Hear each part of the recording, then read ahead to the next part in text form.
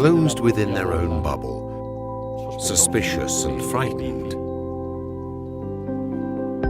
People no longer meet. They don't talk. They don't look at each other. They are blocked, paralyzed. Like society. We know very well that we can't travel, can't meet up with people.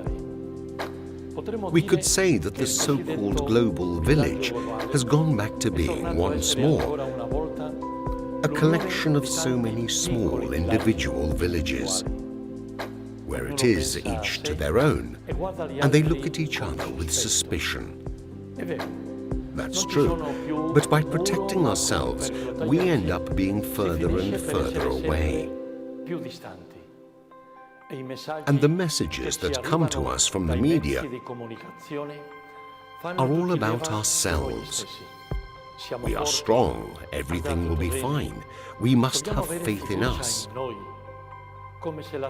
As if the solution to this situation was all in our hands. But do we really think so?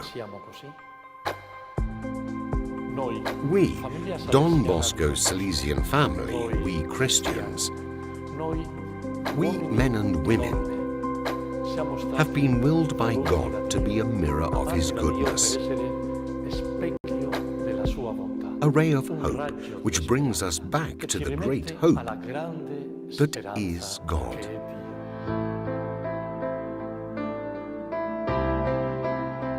So let us try to reflect God's love. Let us reflect that light that makes all things new. We must be the hand that helps to change values and visions. Let us transform individualism into fellowship, solidarity.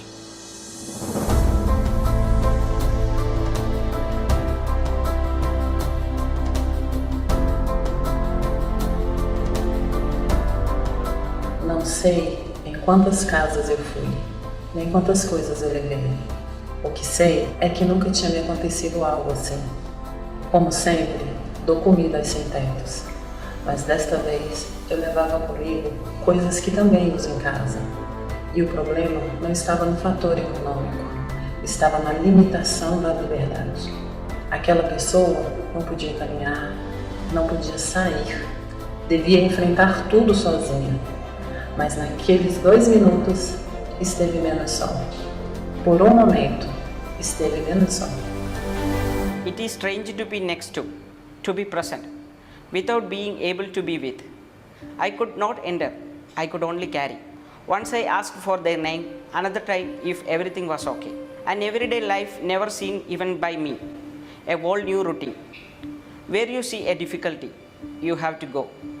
But if you have never seen that difficulty either, how do you face, deal with it?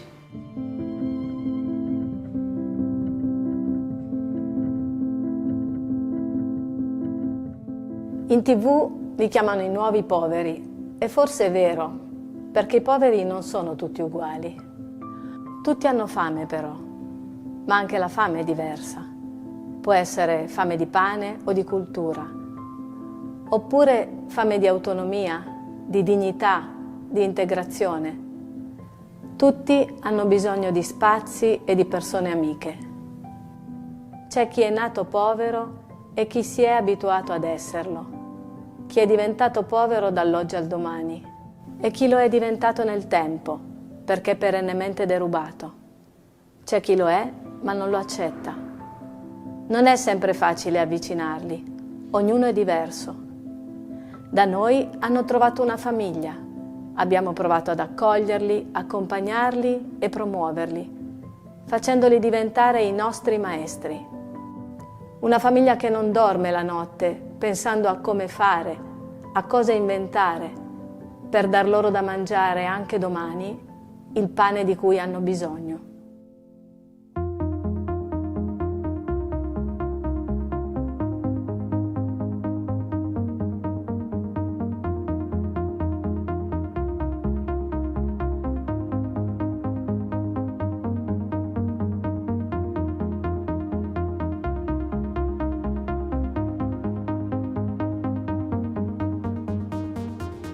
Let us transform isolation into an opportunity to seek our own authenticity and true and sincere encounter.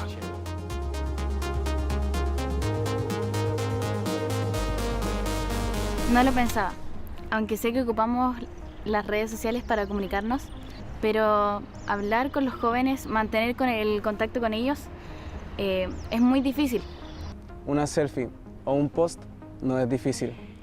A veces sucede que debo ponerme en contacto con ellos, pero digo, lo haré más tarde, lo haré después. Pero no es así, no tiene que ser así, porque tengo que hacerlo. Porque sé que la proximidad, ahora mismo, solo puede expresarse así. Nada más comenzar el confinamiento, me puse en contacto con las personas con las que ya tenía abierto un proceso terapéutico para continuar nuestras sesiones por videollamada. Pero claro, ¿qué pasaba con aquellos que no tenían acceso o que no sabían cómo hacerlo? Y por otro lado, ¿qué pasaba con las personas que ni siquiera se planteaban que sería bueno para ellos hablar? Todos vamos a salir de esta, no podemos estar solos, pero tenemos que encontrarnos, ¿no? Tenemos que entender, que imaginar, que acompañar, que prevenir. Ci hanno chiesto di essere parte attiva per fermare questo virus e noi ci stiamo provando. Io prima non avevo mai neanche fatto una videochiamata e adesso ci faccio le lezioni. Solo che Giuseppe non si collega perché non ha il PC. Chiara perde continuamente la connessione perché deve collegarsi dal lavoro dei genitori con tutte le distrazioni intorno. Luca non ha la DSL e Maria deve condividere la stessa connessione con i suoi 5 fratelli. Non è la didattica a venire meno, non ci interessa che non ricordino una data nello specifico o il nome di un autore. Ci interessa che Giuseppe, Maria, Luca, Chiara non si sentano soli. Per questo ora non faccio altro che mandare messaggi.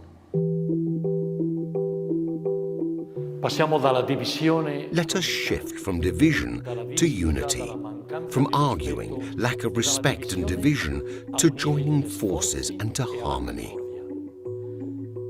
Let us shift from discouragement and pessimism to having confidence and hope.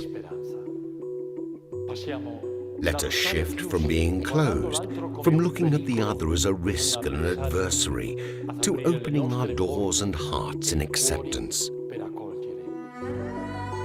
From emptiness to the horizon of transcendence. We believe in a sun that shines forever. But are we able to see this sun? And above all, are we able to show it to the world, to show its fruits? The sun makes everything sprout, fills everything with flowers, and God's Son gives us a new spring. Yes, a new springtime. And are we spring or autumn people?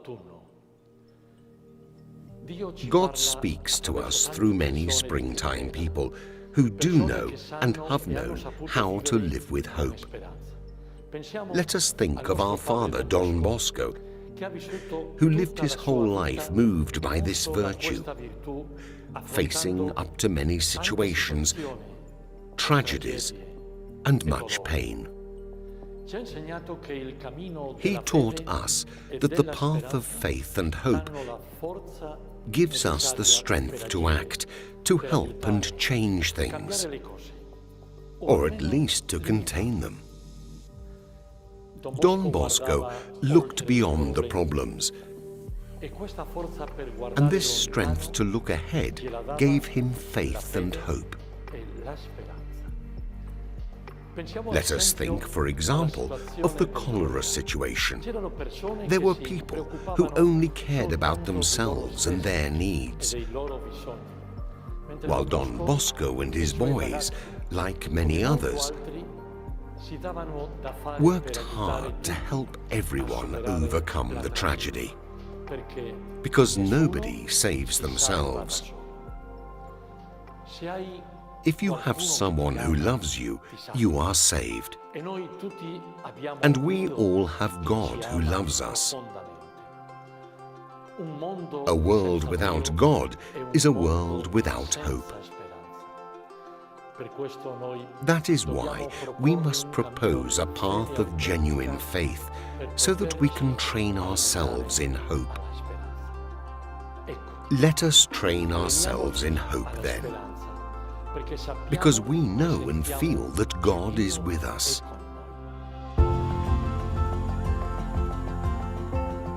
Let us discover hope in prayer, where we find our encounter with Jesus. This prayer, which is listening to and encountering God, this prayer, which has the power to transform us, to open our minds and hearts, and which makes us feel that we are never alone. Let us look for hope in activity, in fatigue, in daily life, because these are the places where we learn to have hope. After all, when human beings launch into action in the effort to transform a situation, what they are doing is not just hoping, but looking with confidence and hope, dreaming of seeing the fruits of their own efforts. Let us discern it in suffering and pain. These are realities that often allow us to open up to hope instead of discouraging us. No se puede seguir estando divididos. Tenemos que ayudarnos. Moramo uvijek razmišljati o onima kojima je gore nego nama. È difficile andare come vuole Dio. من باور دارم که اول آخر تمام میشه. Mettiamoci nei panni degli altri e aiutiamoci tutti. Io non ho niente. Affidiamoci a Maria. Lei saprà cosa fare. All insecure in continuous precarious balance. Nessuno si salva da solo. Siamo tutti importanti. In the biggest crises, so many things disappear, so many securities that we thought we had. But the greater values of the gospel do not disappear. That is why, as the Salesian family of Don Bosco, we must continue to give gospel answers throughout our life, and for the whole life of humanity. The day everything ends, it will be nice to discover that nothing has been lost. No smile, no tears, no effort, no prayer. And when God utters his last word of blessing, "Behold, I make all things new," we will weep, yes. But we will weep with joy, because we have trusted him, because in difficulties and crises, we have placed our hope in him.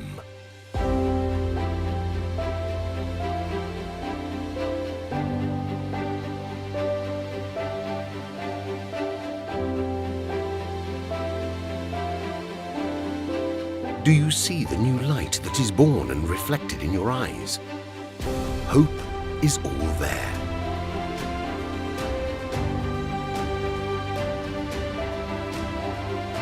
Let us shine light on this world together.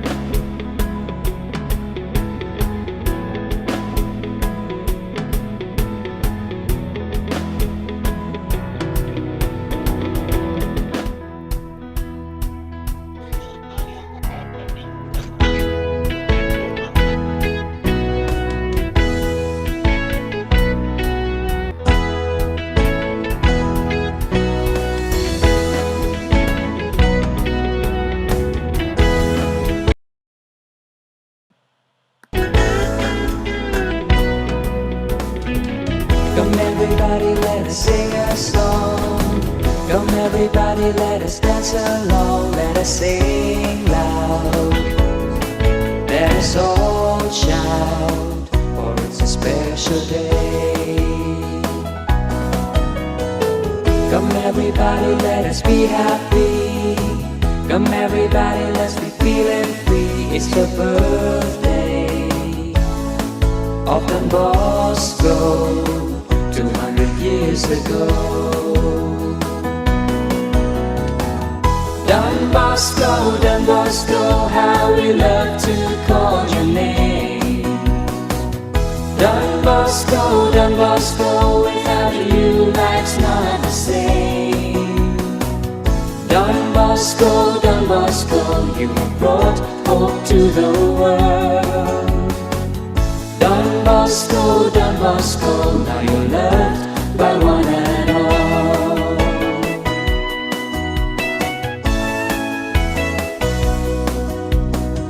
200 years past since you were born. You came to us when our hope seems gone. Oh great Father, oh great Teacher, come and lead us now. Your sons and daughters around the world, they live the spirit that you gave them all. Oh great Father, Holy Teacher, to assist them all. Don Bosco, how we love to call your name. Don Bosco, without you life's not the same. Don Bosco, you have brought hope to the world. Don Bosco, now you're loved by one and all.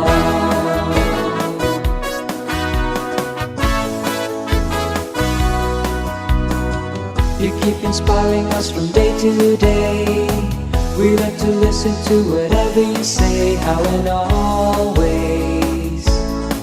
Oh Don Bosco, we will follow you.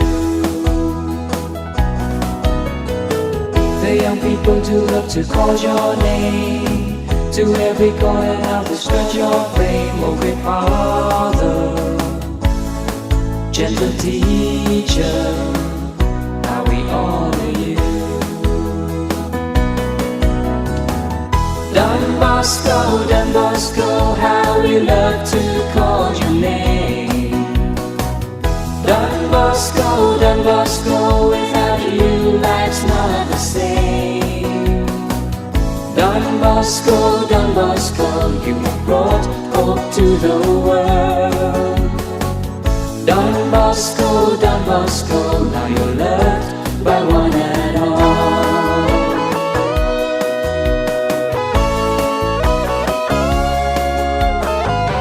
Don Bosco, how we love to call your name.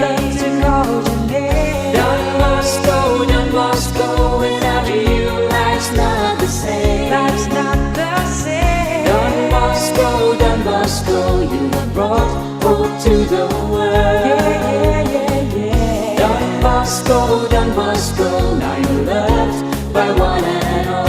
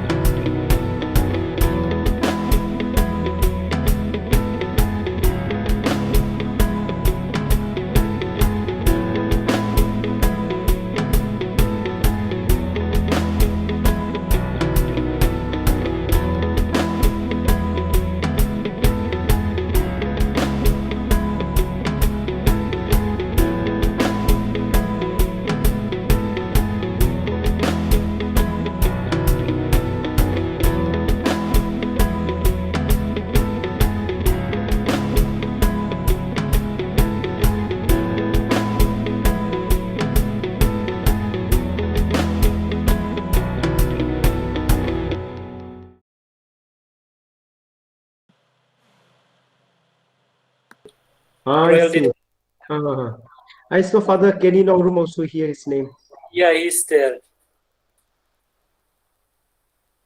So how's everything there in Germany? Hi, Father Kenny, the next delegate.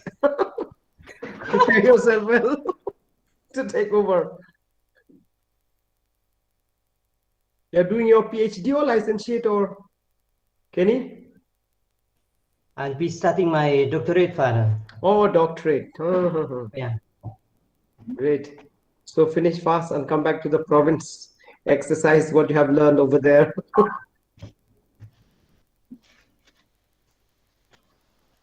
What's the time in Italy now? It is 2:30, Father. You can ask for the Patrick also. He's here. Yeah. We are having live stream, no, Father? Just finished lunch, Father. You just finished lunch, I see. Yes. Father is doing live streaming. Father is busy with all the positive patients in his center. We thank Father Makri for his hard work. How many patients are there, Father?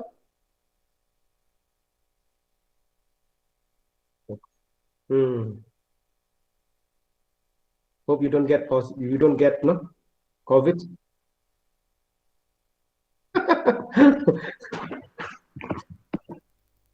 Yeah, just close to us. Yesterday I saw you wearing that PPE or something like that, no?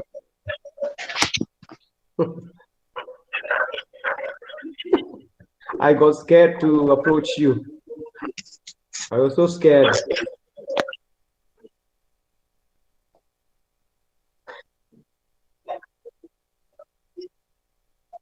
So we have from Germany representative also, from Italy, 2 of them or 3.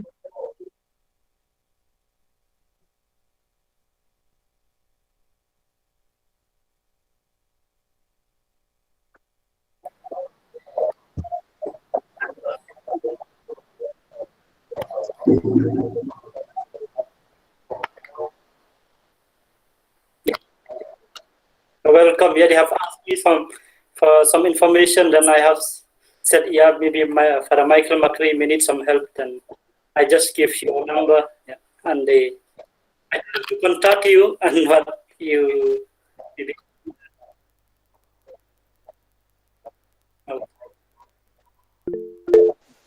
Hello, everyone.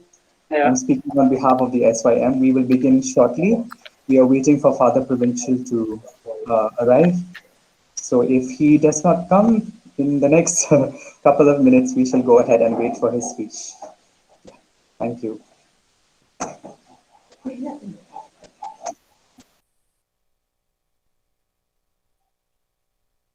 Yes, I am here.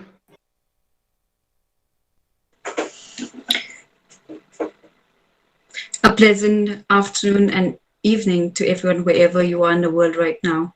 On behalf of the Salesian Youth Movement, Shillong Province, I, Pauline Doling Pandrong, Assistant Education Secretary of the SYM Shillong Province, welcome you all to this online talk on the theme Mental Health of Youth During this Pandemic, which is an interactive session on mental well-being. I kindly request all the attendees to kindly mute your speakers unless permitted. The object of this meeting is to bring awareness to the different psychological difficulties that young people are facing during the ongoing pandemic and mentally equip them with the right knowledge and help them find a balance between their work and their mental well-being. I now call upon Ms. Judy A. Passy, Secretary of the Salesian Youth Movement, Shillong Province, to address us with the welcome address, to be followed by a short prayer from Ms. Vanessa Shulai, Assistant Secretary, SYM Shillong Province. Thank you, Ms. Pauline. Good evening, dear fathers, brothers, and all my dear friends. A happy life is a matter of personal choice and decision. We are living during times when we seem to have lost even our freedom of choice. Every aspect of our life is apparently targeted by vices rather than virtue. Times like these cause us deep pain and lead to instability of life for a simple reason that our mental and emotional health is disturbed.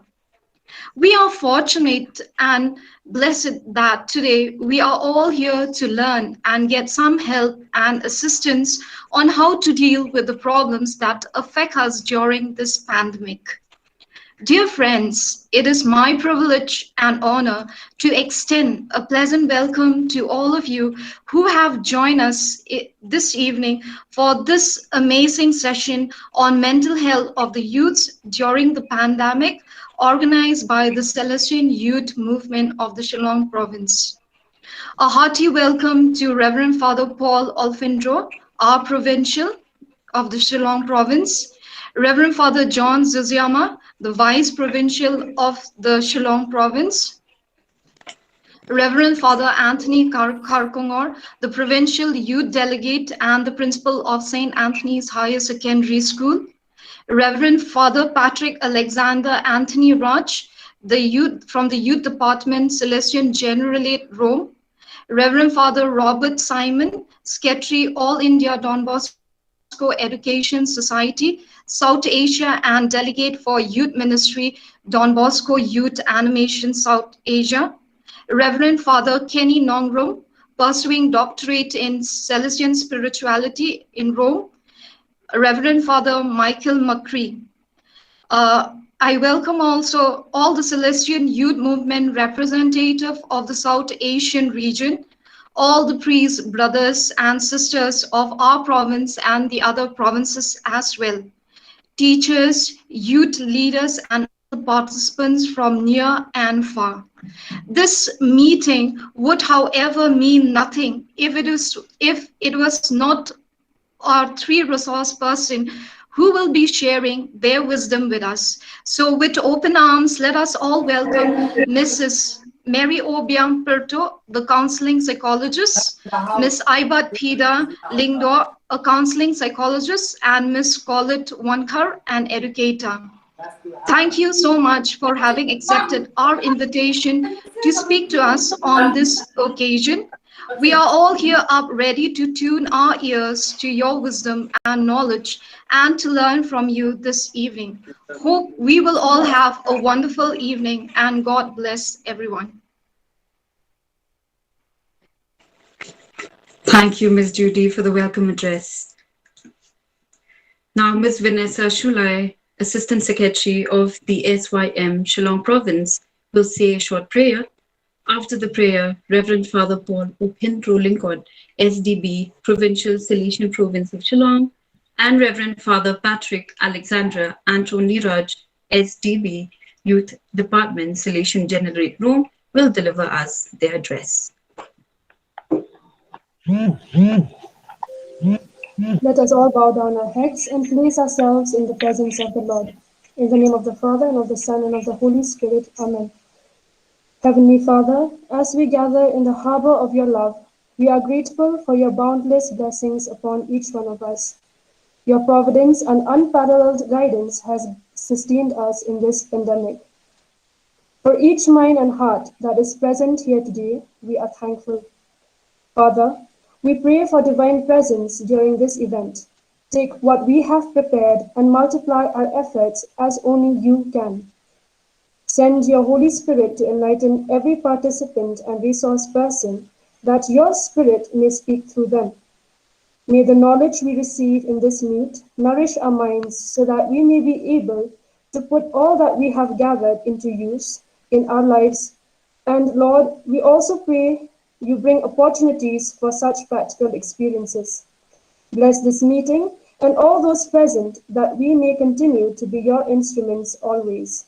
We make this prayer through your own only Son, Jesus Christ our Lord. Amen. Sacred Heart of Jesus, have mercy on us. Mary, Help of Christians, pray for us. Saint John Bosco, pray for us. In the name of the Father, and of the Son, and of the Holy Spirit. Amen. Thank you, Ms. Vanessa Shillong, for the meaningful prayer. So now I call upon Reverend Father Paul Opindro Lyngdoh to deliver us his address.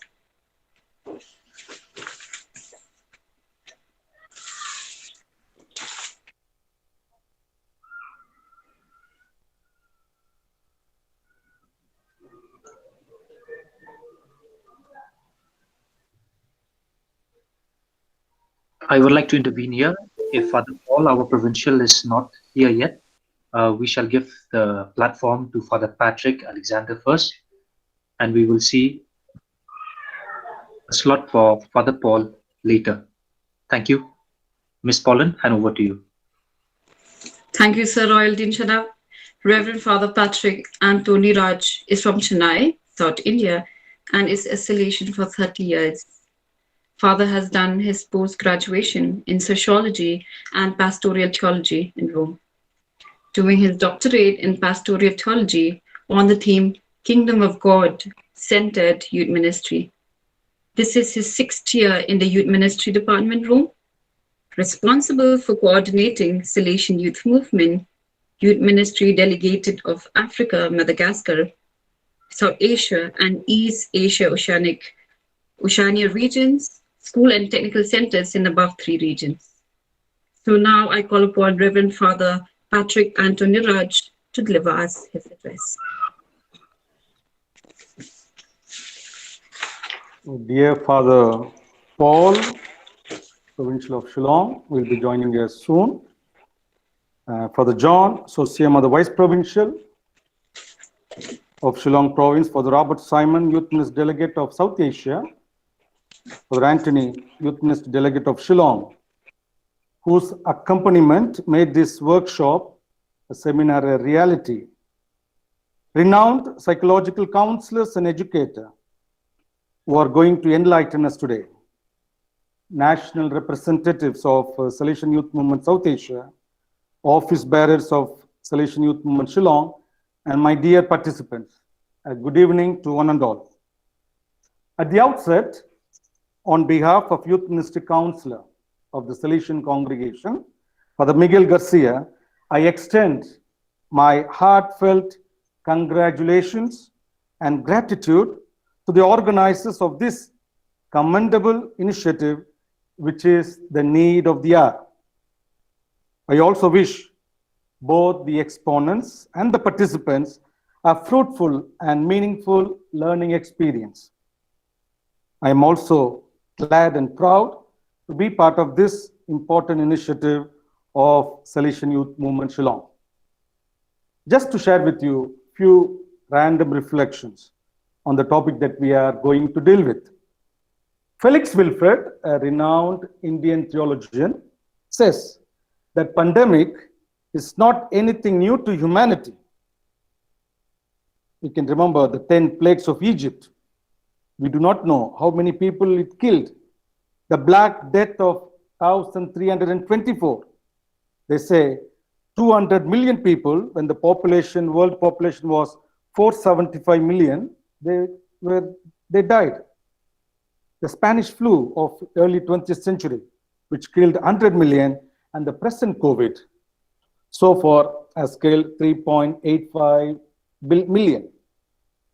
And our Pope Francis, in his message during the pandemic days, acknowledges the fear that we still face.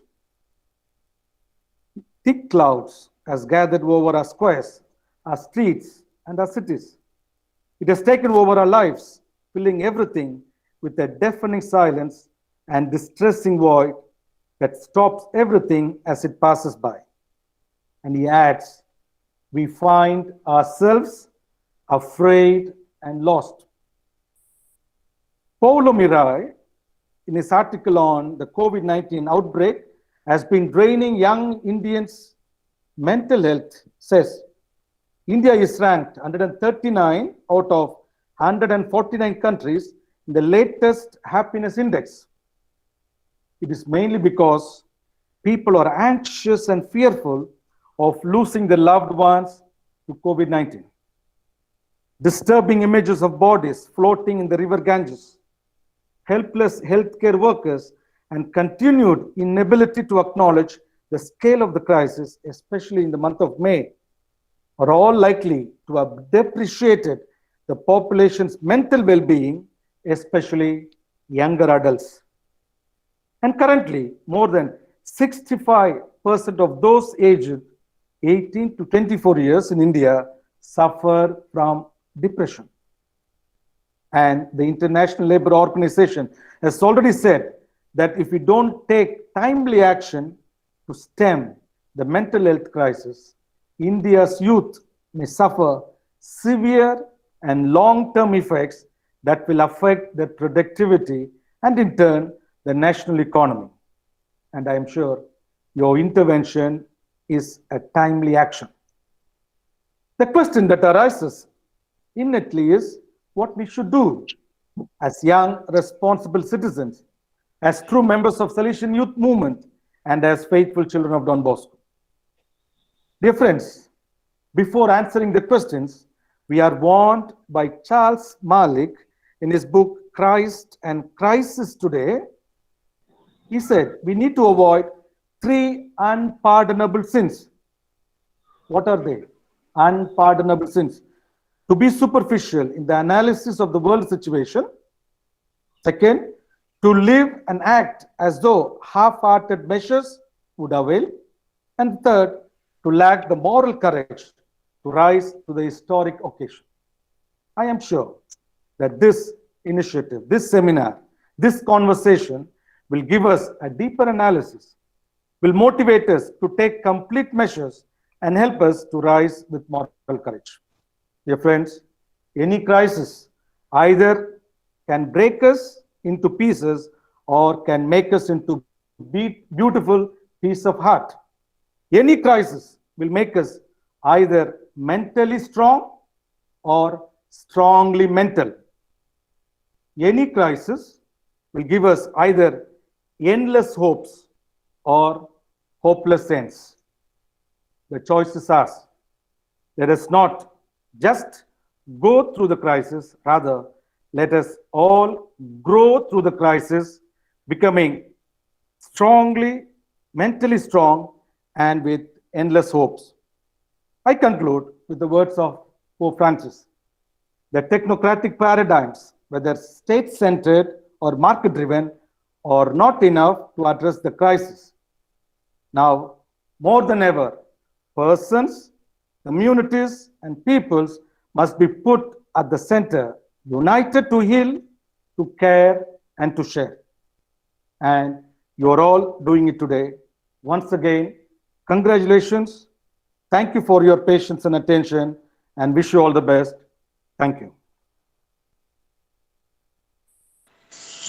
Thank you so much, Father, for taking your time out for us. We truly appreciate your presence and enriching the youth with such informative message. Now we have come to the most important part of the session, talk by our esteemed resource person on the theme mental health of youth during this pandemic. We have in our midst Mrs Maryobiang Pyrtuh. She is a counseling psychologist and an associate member of the Indian Academy of Professional Supervisors. She was also an ex-counselor of St. Anthony's High Secondary School. She has been providing one-to-one psychological counseling services for adolescents and adults since 2010. She has been a resource person on many platforms, such as the Meghalaya Administrative Training Institute. She is also a former lecturer of psychology at Woodland Institute of Nursing, Shillong. I kindly request Mrs Maryobiang Pyrtuh, the first speaker, to kindly take over.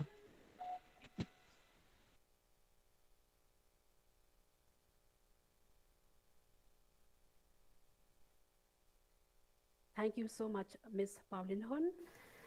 A very good evening, respected fathers, Father Paul, who's not yet here, Father Patrick, Father John, Father Anthony, Father Michael Macri, and dear friends, everyone present here. I am grateful and delighted to be able to deliver my short presentation. I hope that I will be able to give you thoughts and also tools that you could use.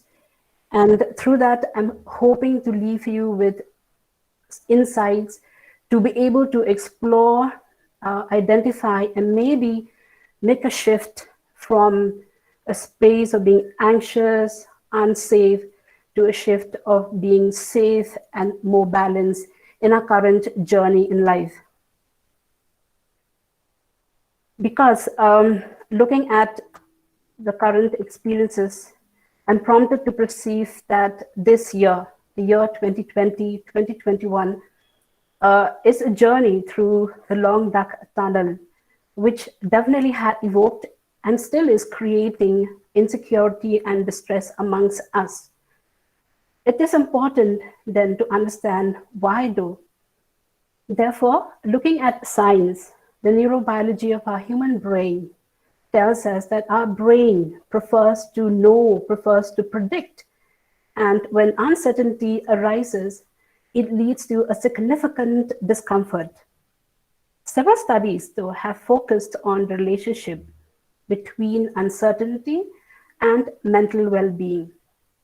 Intolerance of uncertainty, IU, refers to difficulty enduring the experiences of not knowing, which then may initiate a range of cognitive, behavioral, emotional responses. And many of us then will continue to experience emotional turbulence, as shown in the slides you've seen, depressing symptoms, also range of emotions such as sadness, loneliness, and a lot of young adolescents have spoken to relate to the experience of numbing sensations. And as we continue to navigate and anticipate, of course, the effects and the consequences of COVID-19 pandemic. However, with this particular slide, then I hope that the why of why we experience these emotions help us to then shift to be able to normalize these unique collective experiences that each of us are going through. Of course, I would like to mention at the beginning that if some of us are experiencing symptoms that would incline towards, dripping down to clinical symptoms, then I would encourage you to reach out to find support. You're all being collected here. Having said that, uncertainty also correlates with experiences of stress and burnt out. Our stresses, yes, they are unique and they impact us at different levels.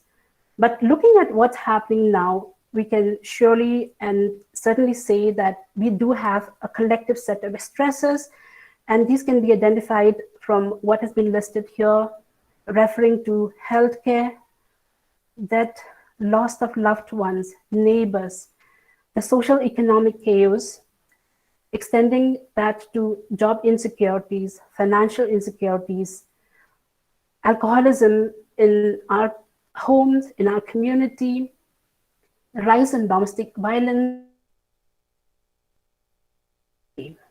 coming from our own personality, from the way we connect, the way we relate to others. Now, also it's important to take a pause and reflect if some of us could be experiencing a higher intense level of stress that may lead to burnt out. And we understand stress does affect us in all levels, heart, mind, and body. So therefore, the idea of understanding this is to be able to know what is within our control and what is beyond our control. And being able to identify your own stresses is in fact the first step to be able to be in charge, to be able to take control of our lives before we actually incorporate many other techniques, before we actually go ahead and practice many other tools that is available to us. That said, I'm going to dive directly into the psychological tools, which I personally feel would be quite helpful, and a mention of our own personalities here. Personality definitely is our enduring aspect, and we know that resilience and vulnerability to stresses, as well as to the intensity of our stress, greatly depend on many factors. One of them is age, gender, intelligence, numerous characteristics of personality such as our own self-efficacy, self-esteem, our optimism in life, and also locus of control. The locus of control influences how we respond to the events that is actually happening in our lives. And experts say that people with an internal locus of control tend to be better off. And I personally believe that if we are active participants in our own life, then I think the purpose and the plan of God becomes much more possible in every sense. And allow me to share this observation that I'm making. Amongst the Khasi youths, I realized that there are actually two types of them. Some of them are really passive ones, and speaking of the locus of control and how we utilize our own personality in getting what we want, while the others seems to be really the passive one. And allow me to share this observation. Some of us have the capacity to go all the way out to utilize our energy and resources in our effort to find a marriageable partners in life, while some of us seems to be, laid back and folding hands and hoping our life partners to be teleported into our rooms. Well, that's just, of course, it's just a thought and observation that I'm making. But of course, I admire and I encourage people to be able to utilize their own capacity and agencies to be able to get to what they want, of course. The other, which I would like to share here, is boundary. I believe that one of this important aspect of self-care, of course, come from creating a healthy boundary for ourselves. Not being able to create a healthy boundary then can lead to mental distress. Example, deciding what to engage or disengage in issues that are currently going about, criticisms that we hear, or deciding what is worth and what is not worth for your energy is a very small example of setting a healthy boundary for yourself. At this moment, I want to draw your attention to a unique kind of boundary development that is the online teaching and facilitation that we're all doing now. So my question, of course, goes to the young professionals, teachers, and everyone who are in the space and position of facilitating. How do we create a boundary in our classroom scenario, or maybe even in a one-to-one conversation, and also to be able to know what makes us uncomfortable or our weak spots? Now, going back one step, boundary definitely has many layers, but I believe that it starts with what I want and what I don't want. And it starts with what it has to be very clear, right? Because if I mix my wants with your wants, then that's where it gets murky, it gets a little messy. And there's a tendency for us to get a little bit off track, potentially in our class, in our connections with people, or in our conversation with friends. I know that all of us have our own tricks of protecting ourselves, of getting what we want. So therefore, if we are not clear as teachers, facilitators, in our body, what we feel, how we feel, then we are not clear about what we want. And therefore, when we enter into a room with this in our mind, in our body, then a room need not necessarily be a physical room like the one that we're having now, Zoom, Google Meet, etc. Then I believe that we are not really bringing the best of our service. We are not showing up fully. And that's when boundaries are really one of the most important things that we can offer as teachers and facilitators to students, to learners that we're connecting. Now, because if I am clear and I am clean in what I am offering to you, then I don't have a hidden agenda, then I don't need to convince you, right? And I don't need you to like me, and I don't need to fix you. And therefore, it's very clear where I stand and where you stand. And taking it forward, trust being a very powerful learning tool, its presence also helps to bring a shift and, to the greatest extent, transformation in our connection with people, in our connection particularly with students and learners. So therefore, when we enter a room, I have a really simple tool to offer for you to be able to really set the stage and allow yourself to start from a place of health, a place of security, and essentially giving ourselves the best circumstances possible. So the basic ones are basically preparation, ample time to prepare your materials that you're going to present, taking care of our basic needs, going to the bathroom. I, for example, had gone for a 10 minutes walk before I come to this space, before I actually enter. Because then if I rush, I know that I'm not starting from a place of security, but rather from an insecure space. And then that's when I actually lose my boundary. And we all understand how our energy, how our feelings could emanates to the space that we connect. So that's the first and a very simple tool that I'm offering.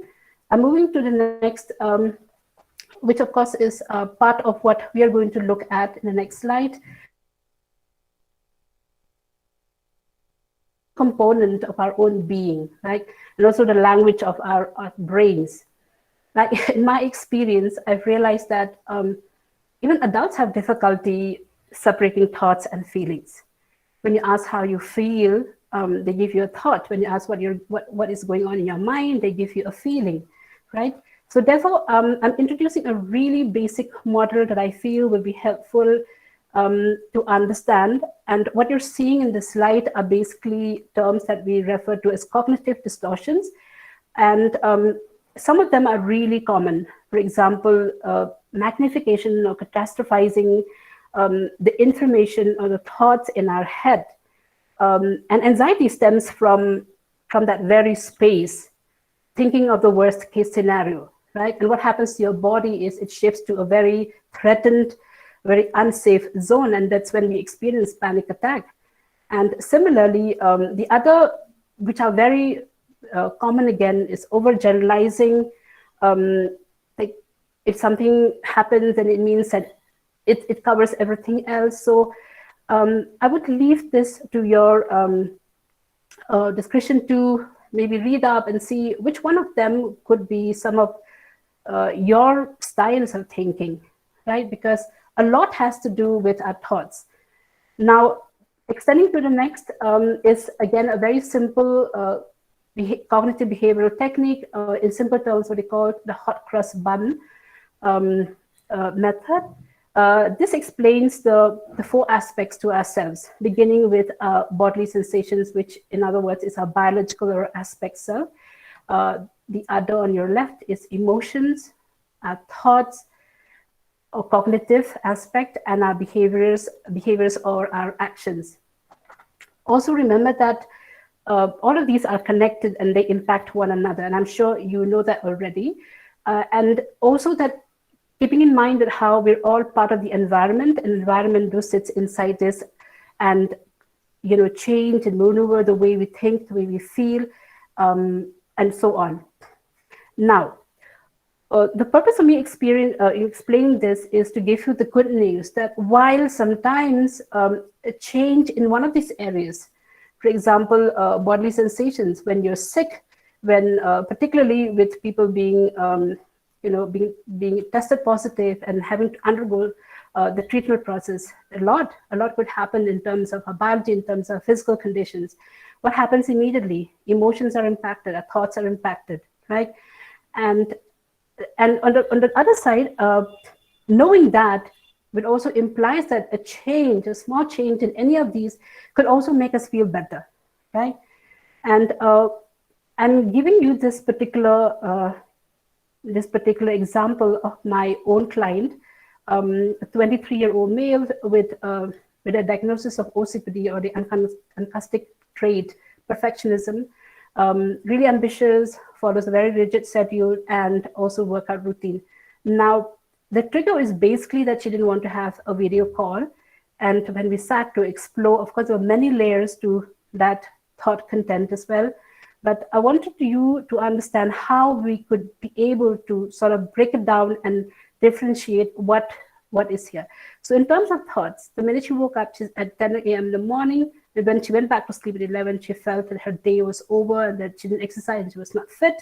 And she could have completed another chapter because she's preparing for national competitive exams.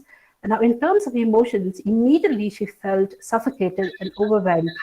And of course, she mentioned, quote, my anger then converted into disappointment by evening. In terms of bodily sensations, it was not natural. She was lethargic. She had migraines, and obvious that she wouldn't be able to really move out from her room and disconnected from everyone. So I think the idea is to understand that when we have these, when we have our ability to understand how these thoughts and feelings and body sensations and behavior are all connected, then we also have the capacity to be able to make a change in those. Now, most clients that I've worked with find this model or this presentation to be very interesting and also relieving in a sense, because the relief is that they actually can make small changes in one of these areas. And some of the issues that we worked using this is anxiety, inability to sleep, insomnia, procrastination is very, very common, not just amongst adolescents, adults, but even the older age group. So it provides a relief to hear that these changes, again, like I said, could be small, right? And it helps people to begin at some point. Now, in terms of referring to this particular case that I've said, all she wanted to do was, to bake, because that's one thing that helps her rejuvenate, that's one thing that helps her feel calm and composed. So that's the basic step that she actually took. Of course, we understand that in the case of depression and anxiety, which have biological roots, and you do need to see a clinical psychologist, psychiatrist to be medicated. However, we always encourage behavioral change as opposed to working on your thoughts or focusing on your emotions, which might be a really gradual process. So therefore, we could go back to this particular, small presentation and see how it helps us, how we can relate to it. Well, the other, which is very similar, is the appraisal model, again, like cognitive behavioral therapy, which focuses on the interpretation. Now, interpretation gives insights to how events don't really bother us, right? It is the way we interpret events and the meaning that we actually give them that gives rise to our feelings. Or in other words, how we interpret also determines how we feel about them.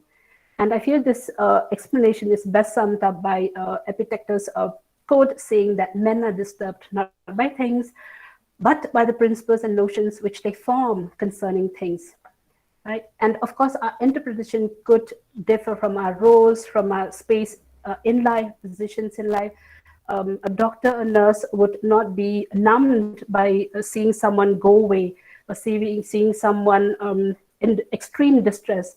But you and I probably will experience a range of other emotions, right?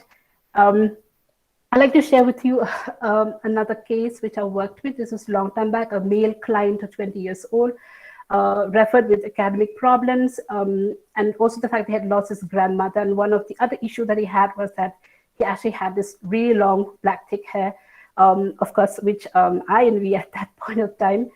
And it was only during the gradual sessions that we were able to get to the aspect of why he was leaving his hair, right? And he then, quote, said, ever since my grandmother died, I have never combed my hair, never cut my hair, with the hope that someday she will come back and be able to do that for me, to brush my hair.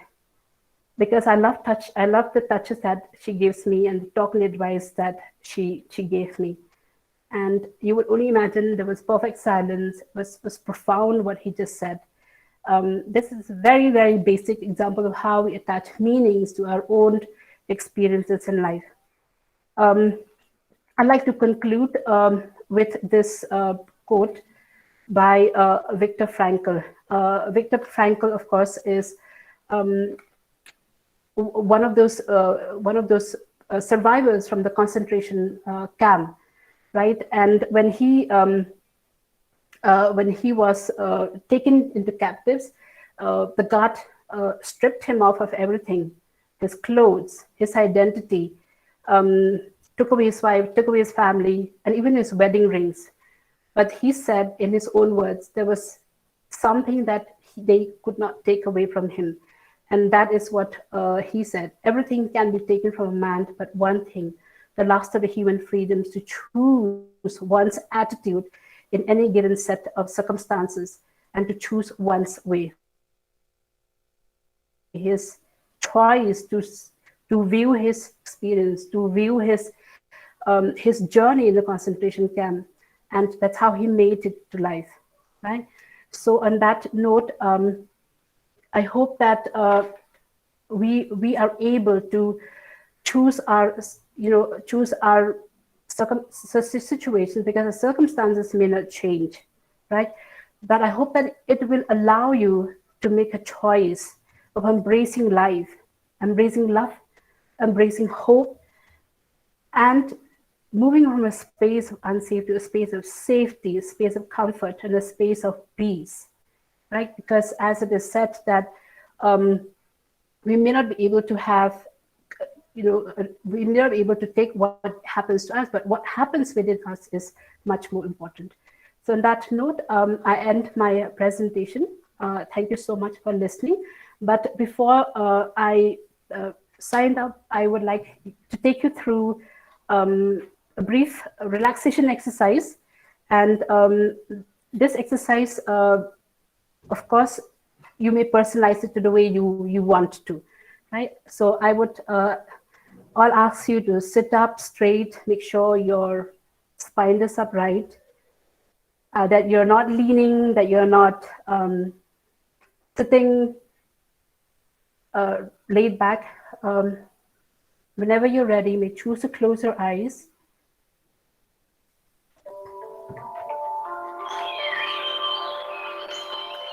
And just breathe. Just focus on your breathing.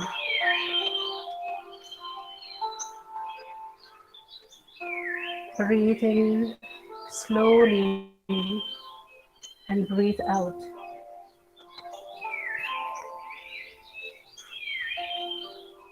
If you wish, you may scan your body from head to toe and see if there's any discomfort.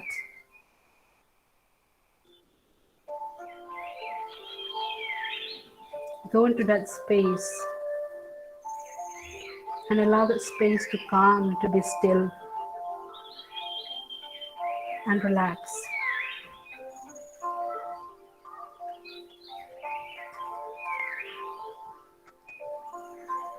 I'm going to run through a command, but above all, I want you to find a space that where you feel safe, where you feel at peace. I'm going to use the magic garden. I want you to imagine that you're walking through a busy street. There are lots of people dashing around, shopping, hurrying to work, rushing to get somewhere. The cars are beeping the horns and revving their engines. Pause. What do you see at that moment?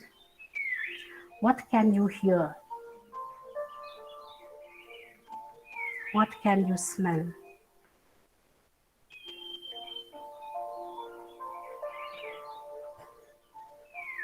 As you continue, the street gets narrower and there are fewer people.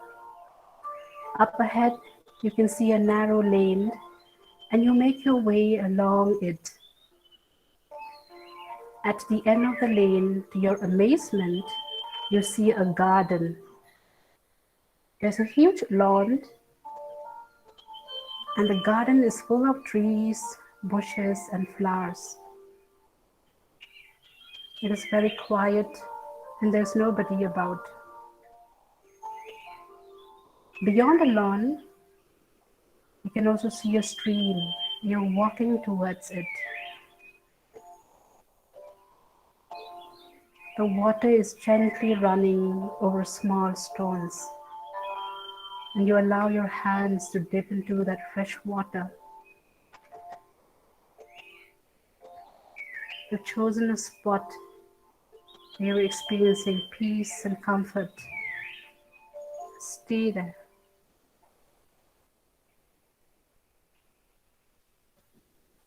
What can you see in that garden? What can you hear? What can you smell? And what can you touch? What feelings do you feel?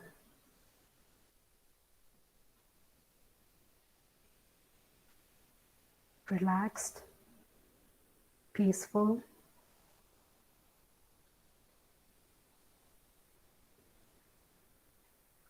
Whenever you're ready, you may open your eyes.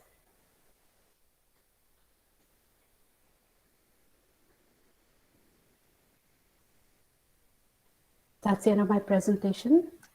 Thank you so much. God bless SYM. God bless your intentions and your effort. And God bless each one of us here. Be safe and stay safe. Thank you. Thank you, Mrs. Maryobiang Pyrtuh. I believe you have really enlightened the youth, especially those who are undergoing mental health issues. And thank you for that calming mental exercise, I shall say. I kindly request all the attendees to kindly, there are three dots in the bottom left. Kindly click on that, and in the in-call messages, kindly write your name and your email address. Your name and your email address, so that we can copy and issue you all the e-certificates. Again, I repeat, I kindly request all the attendees, in the bottom left of your screen, there are three dots. Kindly click on that. There is an in-call messages that pop up. Kindly write your name, your full name and your email address, so that we can copy and send you all the e-certificates of your participation. Thank you so much. Thank you, Mrs. Maryobiang Pyrtuh. Now we have a second speaker, Ms. Aibatphida. If I may interject, we have Father Provincial amongst us right now. I think his connection has worked. So we invite Father Provincial, Father Paul Lyngdoh, to please address the gathering. Thank you, Father.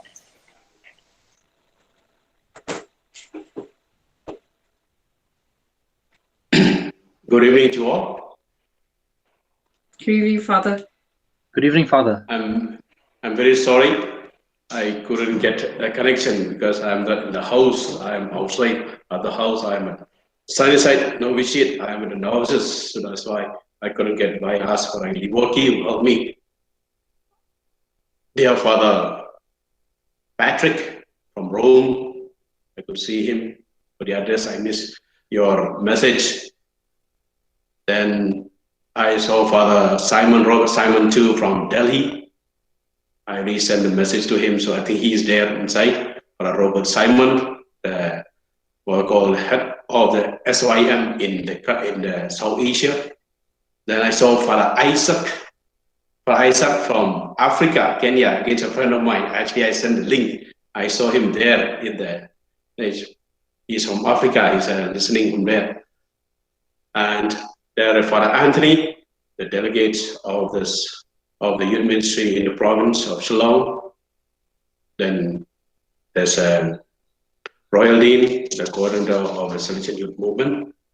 Then all the members of the Salesian Youth Movement of the province, the resource persons, especially Maryobiang Pyrtuh, who spoke so well and explained to us, and other conference all over the country, even from Rome, from Germany, they are there here in the session.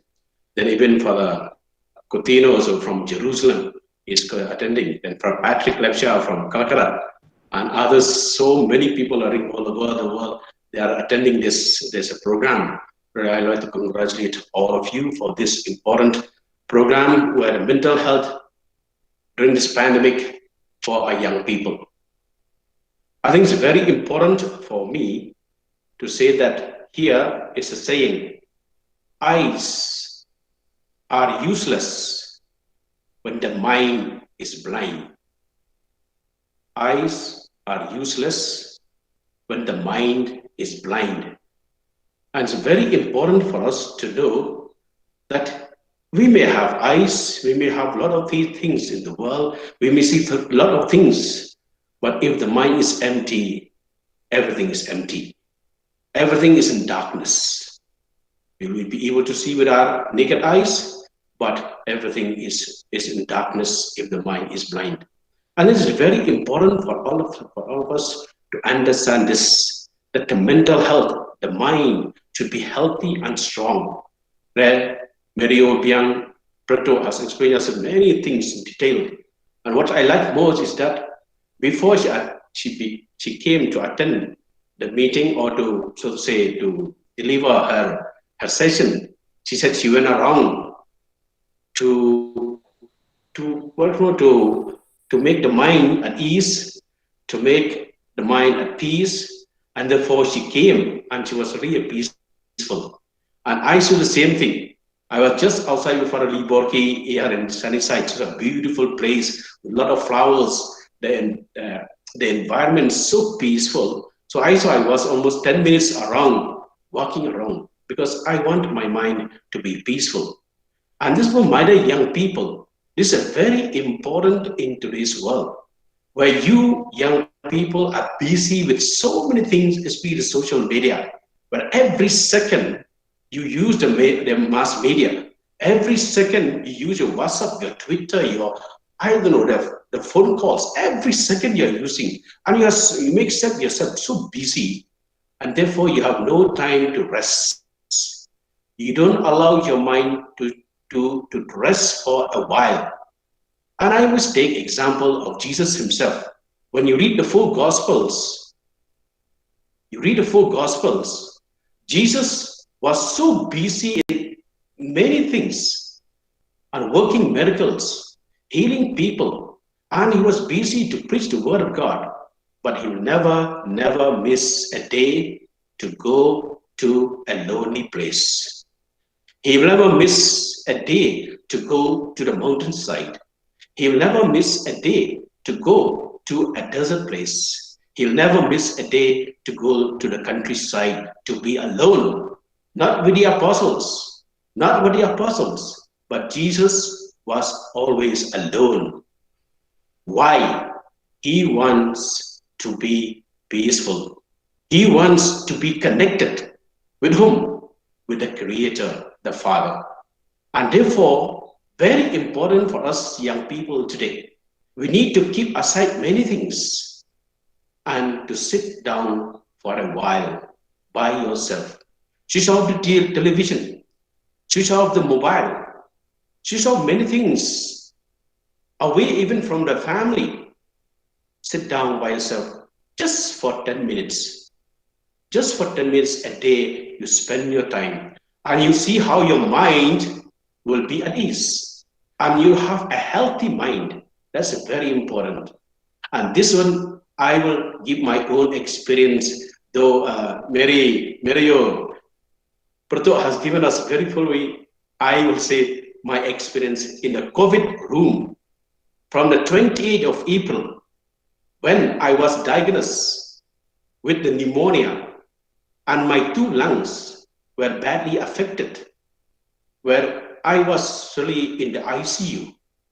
But that day, to tell you, my dear listeners, my dear young people, that day when I was asked or I was told that I am with positive, I was not afraid. Why I was not afraid? I was not afraid at all, because I have my peaceful mind.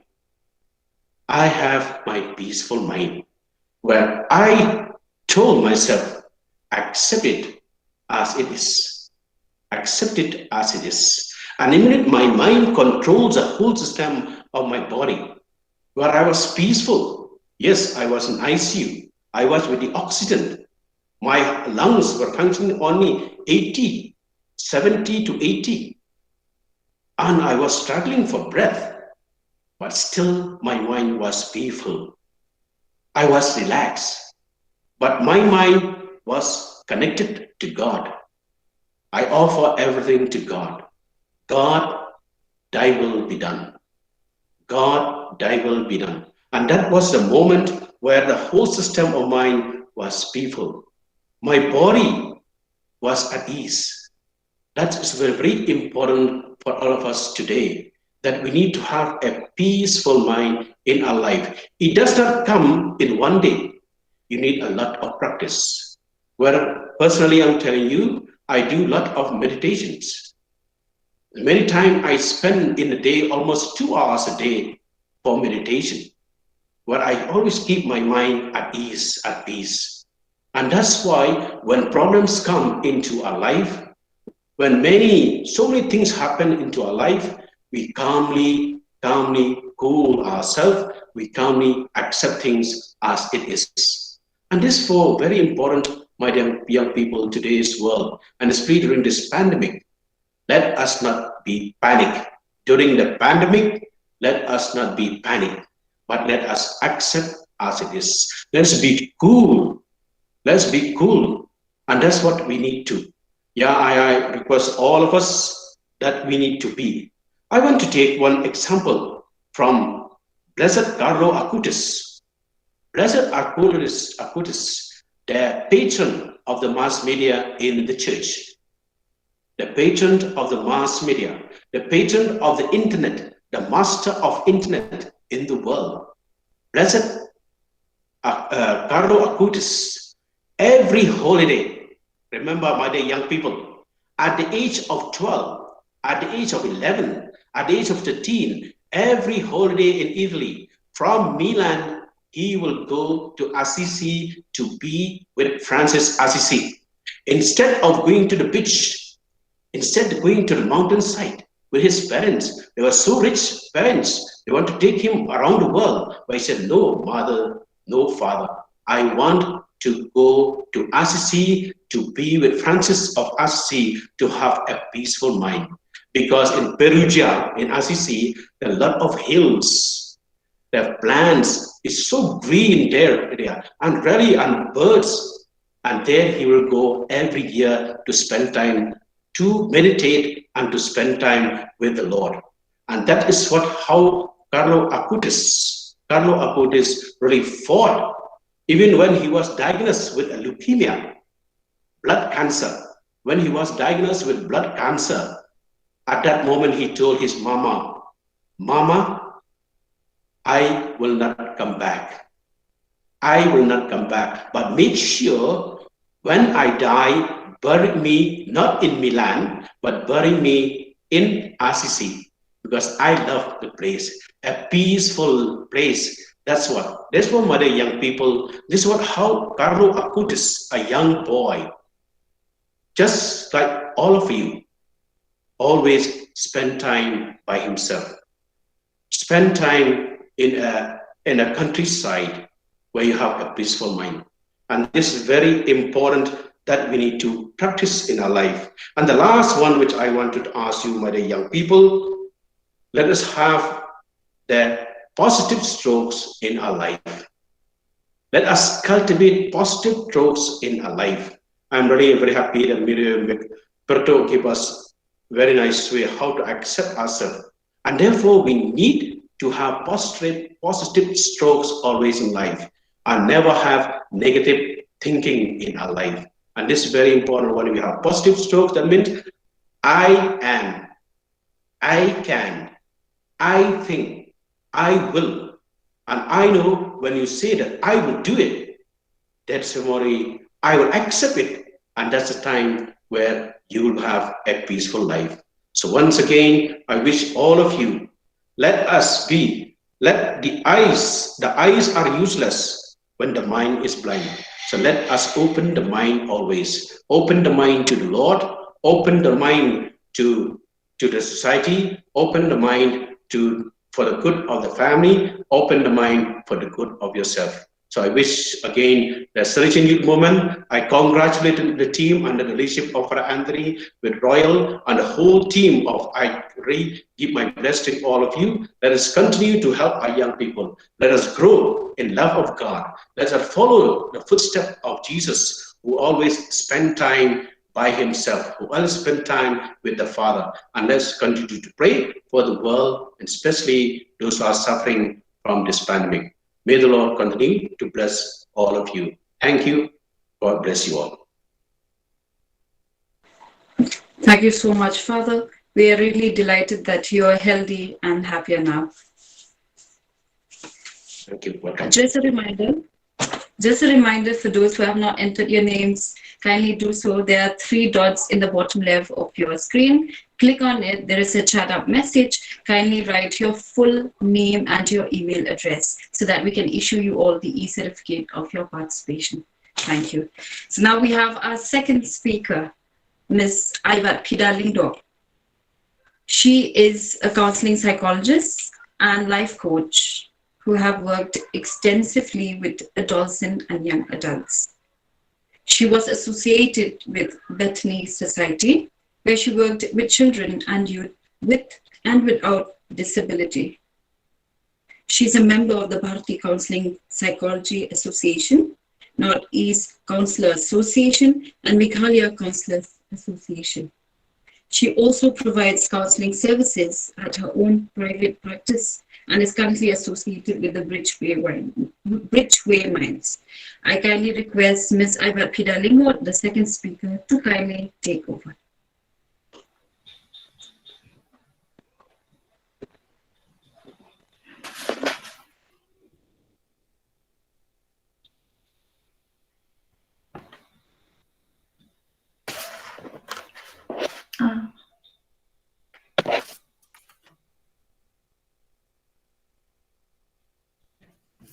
Good evening. Can everyone see my screen? Yes. Yes. Yes, we can. Good Yes. evening to everyone. I would firstly like to thank the Salesian Youth Movement for taking this initiative, which is the need of the hour, talking about mental health of the youth. I'm very happy and grateful to be part of this webinar. I was advised to talk about mental health of the students during the pandemic, which I think is very important since our students are at a very impressionable age. So we're, the students are susceptible to mental health issues. So I hope that through this presentation, we would be able to help our students. And the students present here also, I hope that you will take something from this presentation. We will be talking about how we take care of ourselves, the techniques, the healthy habits, and also to realize that there are triggers, that there are factors that affects our mental health. So I hope that at the end of this presentation, you will take away, you will be able to take this away. Before I start, I would like to say that mental health is a vast topic. So I would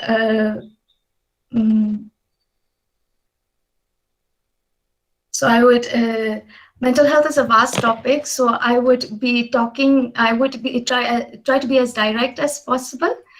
And if you feel that there are issues that we talk about and the examples that I'm giving, if you feel emotionally triggered in any way, I would like to tell you that it is completely normal. And that if you need to take a breather, to the students present here, if you need to take a breather, please do so. Now let us look at the need, why we need to talk about mental health of students during this pandemic. Now, life before the pandemic, there was structure, there was routine. So the students were able, they know what to do when they're in school, what is expected from them when they're in school or in their colleges, and what is expected of them when they're at home. But with the pandemic, there is this whole structure is broken, and it's not only for the students but for us also as working adults, as adults. So what we are going through right now is what the American Psychological Association says. It's the collective trauma, the trauma of dealing with, having to live in fear of the virus, being isolated, and seeing that people around us are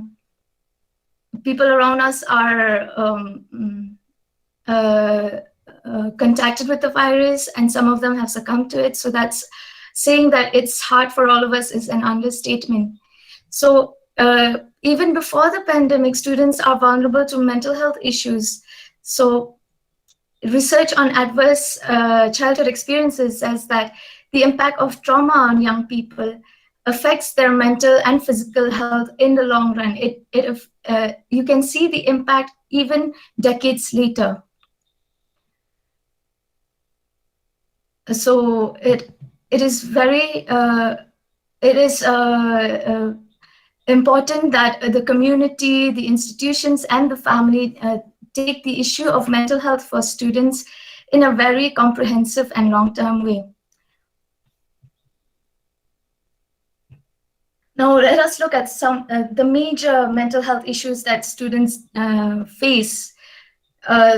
One of which is stress. Now, even before the pandemic, there has been a lot of talks about stress for students, stress with regards to school students and college students. But most of the stress that they face is mostly academic stress. But with the coming of the pandemic, you can see that there are a number of factors which adds to their stress. Now, let us look at the family stresses. Parents are losing their jobs, they're stressed, and they are drinking more. So the environment at home is intensified. Now, the environment at home is intensified, and the United Nations has reported that there is a rise in domestic violence and child abuse in the last year. So this adds to the stress that our students are facing. And with small children, there is what is known as toxic stress, where they are when they are constantly exposed to stressful situations, to traumatic situations like domestic violence, abuse in the family, they develop what is known as toxic stress, which is sometimes misdiagnosed as ADHD. So for students, students who are older and who are elders in the family, firstborns mostly, the ones that I talk to have expressed that financial problems in the family really affects them, because they feel like they add to the burden when they need more, especially during this pandemic, when they need to buy phones for classes, they need to buy tabs and everything. And especially with college students who are working to support their family part-time, and they can't do that right now. So that adds to their stress if they see that their family is struggling financially. So for most students, the academic institutions are their safety nets. However, the pandemic took that away. When they are in school, they can escape whatever problems that they have at home. So now they can't do that. So the pandemic has took that away. So this is adding to their stress also. And then frustrations with virtual learning, when they have no cell phones, inability to use virtual classrooms, or when they have network problems, no fixed routine sometimes, this adds to their stress. And even when they have a fixed routine, they're in front of the screen all day, and it can be really burdensome for them. So just a few weeks ago, a class 5 girl was telling me, Miss, I'm so tired of online classes. I think I'm going through a burnout. So I was just looking at her like, class 5 and burnout. So it's very, you can understand the stress that our students are going through, because you don't hear these terms burnout in school students. You hear it with, 40, 50-year-olds when they feel, when they've overworked themselves, but class 5 students are feeling burned out. So you can understand the level of stress that they're going through. So when they feel lagging behind also in class because of the lack of resources, and so this can also add to the stress. Now, academic performance, when it comes to academic performance, high performers are worried that their grades might decrease. Average performers are worried about not passing at all, or even if they do, will they get into a good college after graduation? How will they be able to attend a good college because of the pandemic? So this is all adding to this stress. And even with career goals, will they be able to use the skills that they learn through virtual learning, especially when you have professional courses where you need internships, but you can't do that with the pandemic and virtual learning. So that the stress that they have with regards to career also adds to it. And also the challenges faced with students with disability. Students with disability face a lot of challenges even with a mainstream classroom, without virtual learning. But I'm not talking about the visible disability, like, locomotor disability or visual impairment. I'm talking about the what we call the silent disability, ADHD and learning disabilities. So students with ADHD have expressed difficulty, especially with virtual learning, because they have to open so many things, so many tabs. And then it's like their mind is already so preoccupied. It's like an ADHD mind, they say it's like many tabs open all at once. So you can understand that adds to their stress also, because where do they focus on when they already have trouble focusing? And students with learning disabilities need extra effort on the part of teachers, and can teachers do that in this time? So that also adds to the stress. Now, these are the common psychological symptoms of stress. So if you are not aware, please, you can read the slides. You can look at the slide. You can see that the mental symptoms, the emotional symptoms, and the behavioral symptoms.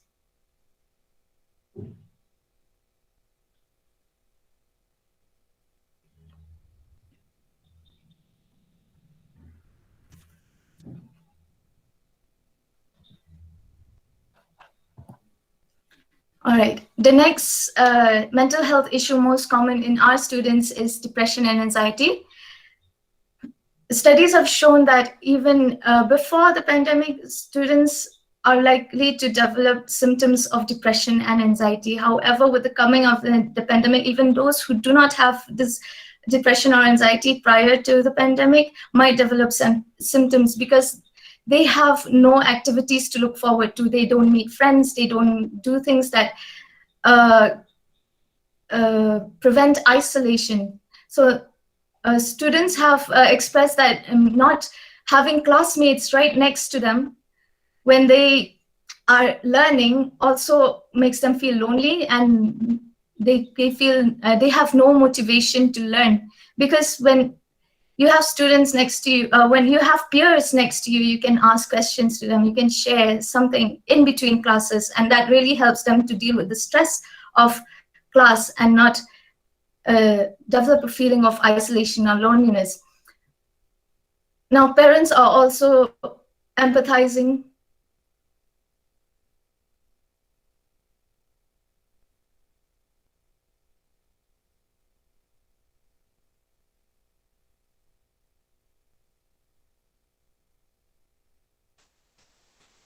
I think Ms. Aibat is facing some technical difficulty.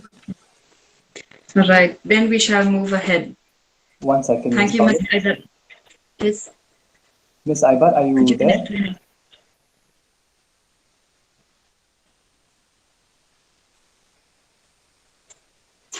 Shall we move ahead further? Yes, sure. Okay. We will get back to her if she still wants to talk. Thank you, Ms. Pauline? Aibatphida. Ms. Yes. Pauline, you can come back in the question and answer round during the interactive session. Yes. Ms. Aibatphida can come in at that point of time.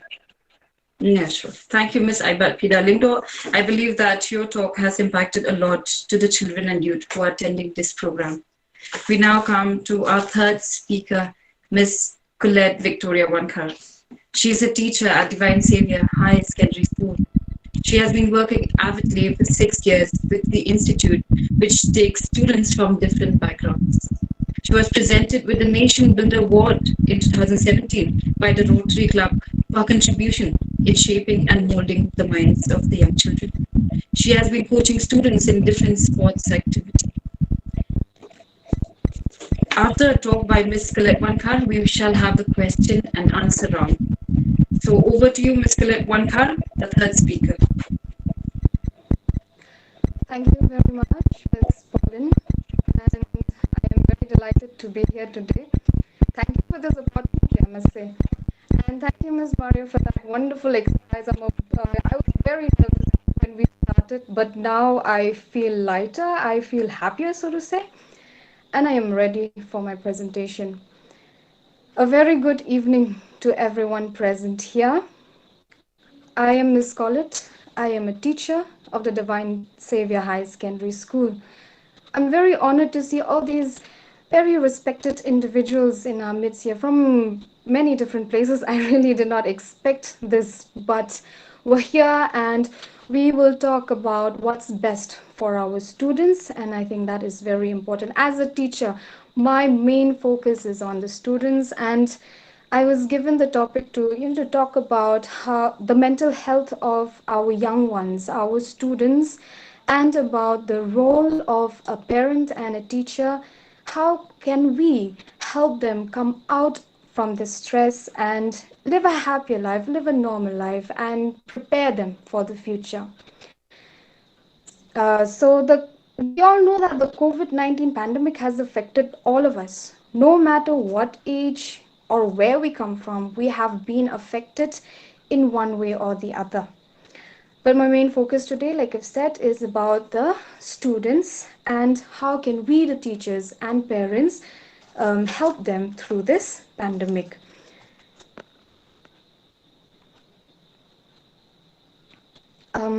Can you all see my screen now? Yes, Ms. Colette, we can. Okay.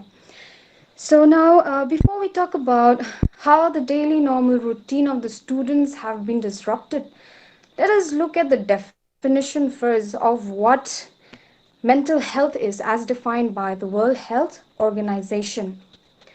Now, mental health defined by the World Health Organization is a state of well-being in which the individual realizes his or her own abilities, can cope with the normal stresses of life, can work productively and fruitfully, and is able to make a contribution to his or her community. Just from the definition itself, there are many strong points we can ponder about, like to realize one's ability, to cope with stress, to work productively, and to contribute towards community.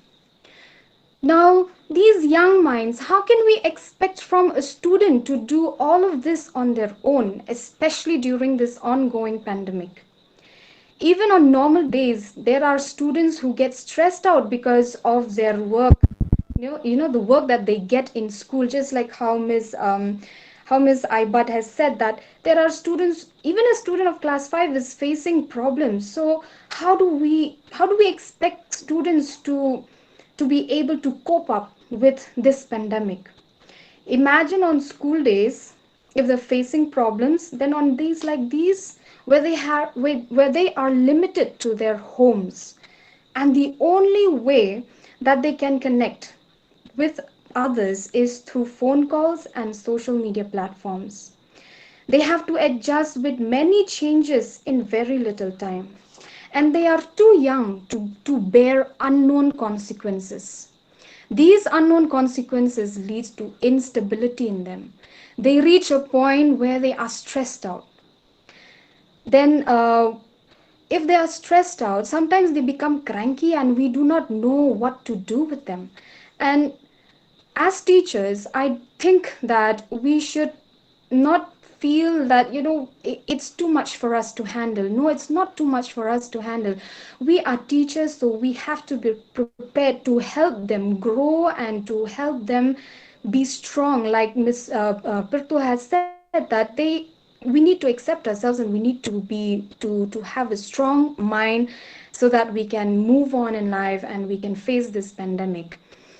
So now we will talk about the factors of stresses that the school students face. But before that, let us see, what did this pandemic take away from the students? The COVID-19 pandemic took away the daily routine of the students, just like Ms. Aibat has mentioned. They have been following for many years a routine. Now there's this sudden change. Now this sudden change has caused confusion and fear in the students. There was no longer this need, to be physically present in school.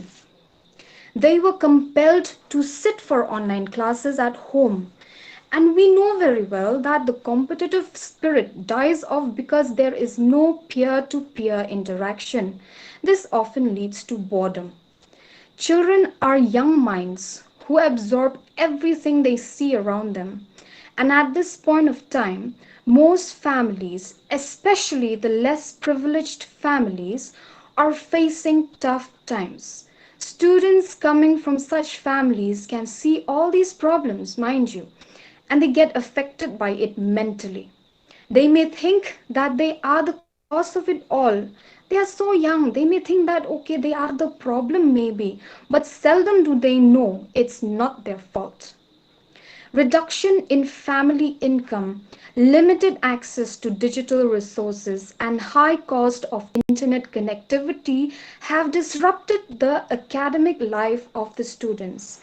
And according to the National Sample Survey of 2017 to 18, only 24% of Indian households have any type of internet access.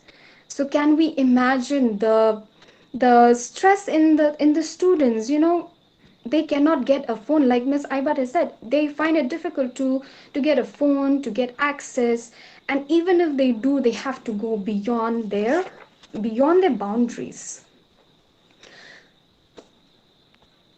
Now, what are the factors that causes stress for school children? Now, if we look at these points, if you look at the slide, you will see these very few points that I've noted here, and we may think, oh, they are, problems that we see every now and then.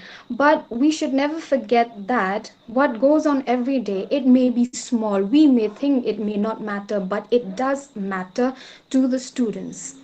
Lack of outdoor activity. We know that a human body needs to have movement to function adequately. Now, a student who is compelled to sit in front of a screen gets tired, not physically, mind you, but mentally. Staring at something that won't talk back is a challenging task. Next point, we have lack of social life. Humans are social beings, we know that. And we build relationships by meeting people and sharing ideas. A student now has no physical contact with their friends. They only meet virtually. Next point, we have online classes. Here, I'm going to stress on the less privileged students, since I'm dealing mostly with them. The students have very limited access or no access at all to online classes. And even if they do, have the required resources, they have to go beyond their boundaries to attend classes.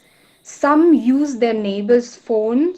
Some they have to sit on the roadside as it has better network connectivity. So these are the problems that may be small but does affect our students. The next point, we have lack of motivation. I think this is a problem with everyone. The urge or desire has become vague. We cannot see well anymore what our future would look like. If a student who is growing, developing, thriving for a good life gets halted, then obviously they'll retaliate. This causes stress because they lack motivation. They cannot see a clear picture of their journey anymore. The peer-to-peer impact in the school environment motivates students to work hard and learn social skills which may not be possible in an online setting. Then next, we come to disturbed sleep pattern. We may think, what is this point doing here? But I think, being practical, we all can see our young ones at home. Their sleep it's very disturbed. We know very well that a sound sleep keeps a body healthy and fit. A good sleep boosts energy and refreshes the mind. Now, if a student attends online classes till late noon, their eyes may get tired and they tend to take a nap. Now, these frequent naps may disturb their sleep at night. Once this gets disrupted, they tend to become cranky. Now, these are the few factors that I'm putting out here that we need to give importance, because it's not, mental health does not only look at big issues. Small issues can also contribute to stress. Excuse me, Miss Colette. Yes. May I intervene here? As per the comment of our Vice Provincial, Reverend Father John Suziyama, can you please enlarge your screen so that the participants can see your presentation? Okay.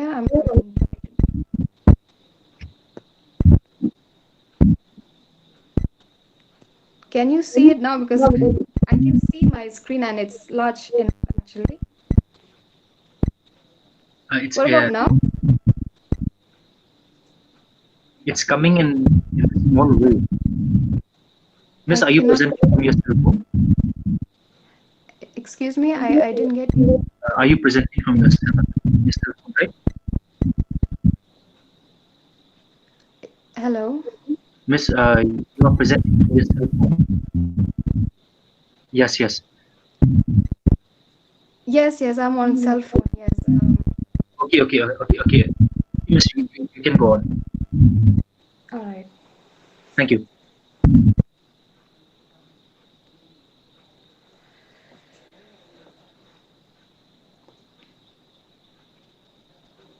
Okay, I can see someone has said that I can use landscape mode, so I think I'll be doing that. And please tell me if it's working. What about now? Yes, Miss Colette. It's better, far better. Quite better, Miss Colette. I think you can go on with this. Okay. All right. So yes, we were talking about the stress that the students are facing. No matter how small the issue is, it does contribute to an unstable mind. Now, after all that negativity and the stress, let us now look at how teachers and parents can help their children in coping with the stress they are facing during the pandemic. Now, you can see here, I have just 4 points that I've mentioned here. Now we'll talk about these points only. Now, role of teachers. Okay, we have to create interest in the subject. Now, especially during this time, to create interest in the subject, and that too through online classes, it's really very difficult. But, we have taken this responsibility, and I think we should try our best to create interest in the subject. Now, as online classes have taken over normal classrooms, I think it is our responsibility to create interest in the students regarding different subjects. We can adopt new methods of teachings, maybe some light-hearted videos or audios that can be soothing and bring in that calm in them while they're listening to the lessons being taught. And like I've talked about the motivation in my previous slide, I think it is our sole duty and responsibility to motivate them and not wait for them to get motivated. A small push, I think, from our side would not hurt if we do it with love and care. As a teacher during this pandemic, I find it very important to be flexible. Flexible in the sense that the students, they feel free to approach us at any time regarding any matter, especially when it comes to our subjects. I have had students calling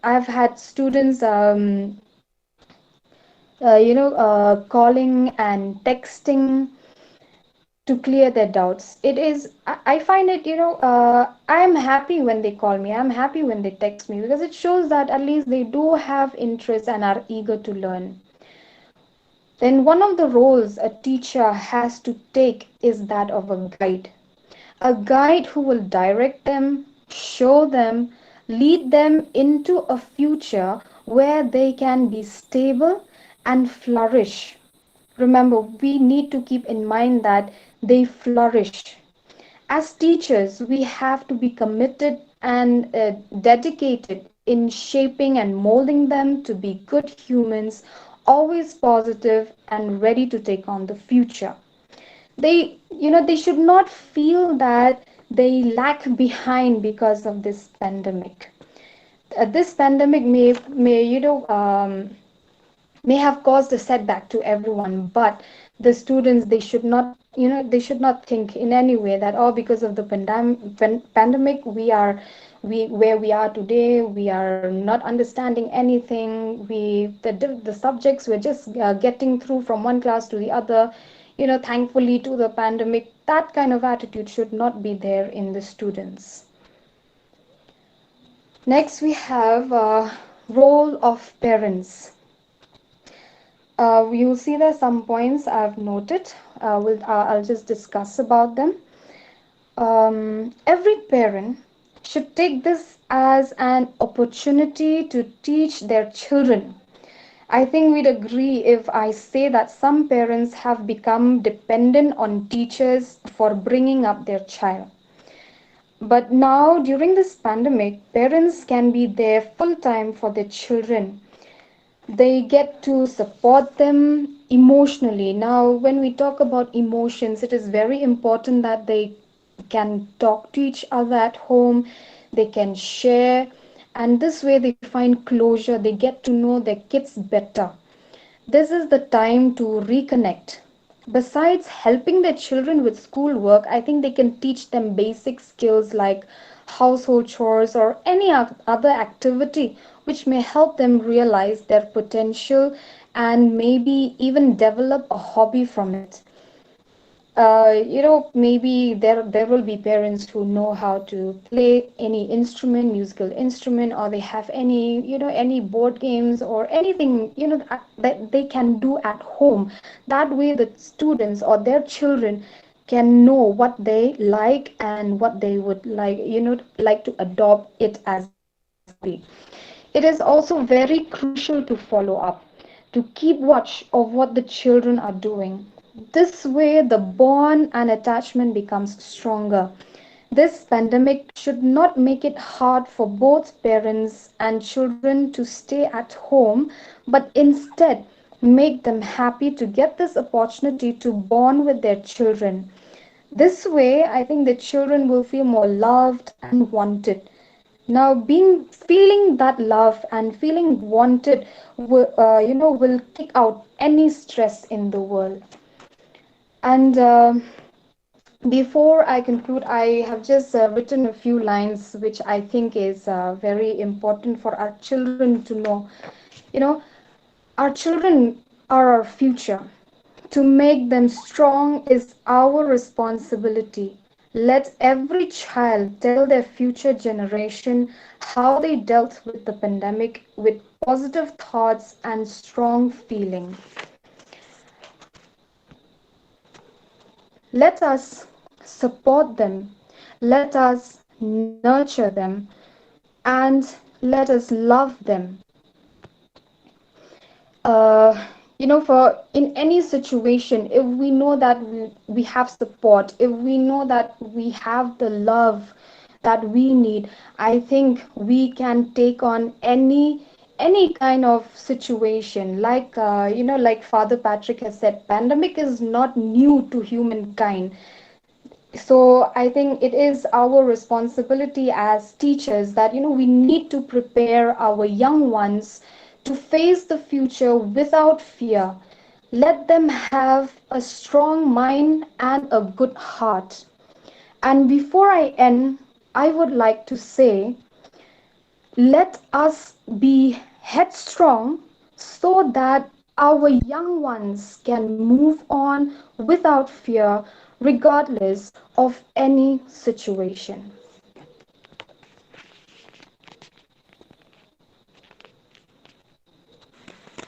Thank you so much, Ms. Colette, for sharing your experience and your inspiration to us. I believe the youth has gained a lot from all these topics.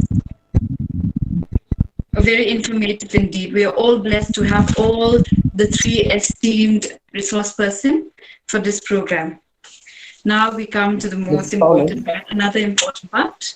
Ms. Pauline, 1 second, we'll ask Ms. Aibat to conclude her address earlier since she didn't get to bring it to a close.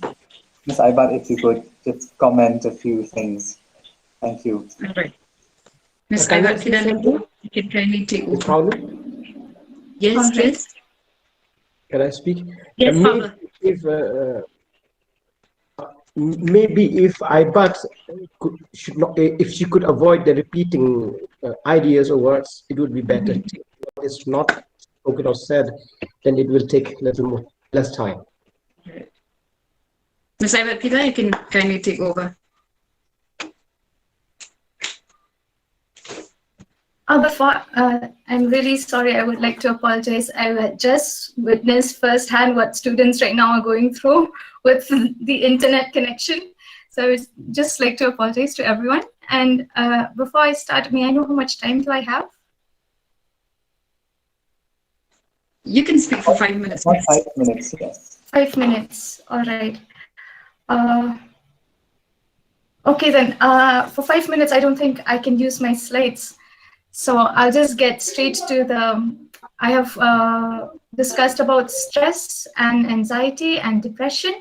Now let us look at the coping mechanisms, because let us look at how students deal with this. So many of us, we can deal with the problems in our life.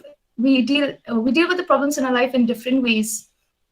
There are healthy coping mechanisms, there are unhealthy coping mechanisms. Now let's look at the unhealthy ones, like internet addiction, there is cyberbullying, and then there's substance abuse, self-harm behaviors. So these are all unhealthy coping mechanisms, which is prevalent during this time, during the pandemic, with internet addiction, because we are always on the screen for a very long time. So there are plenty of opportunities for our students to indulge in such behavior. So it's okay to use the internet, but if we use the internet for a prolonged period and it's affecting our daily lives, then it is not okay, it's an addiction.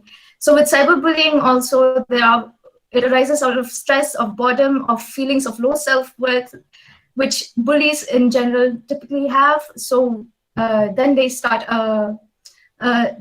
acting out on other people. So it's the same with substance abuse, with self-harming behaviors, thoughts about suicide and attempting suicide. These are all gateways to how our young people deal with stress.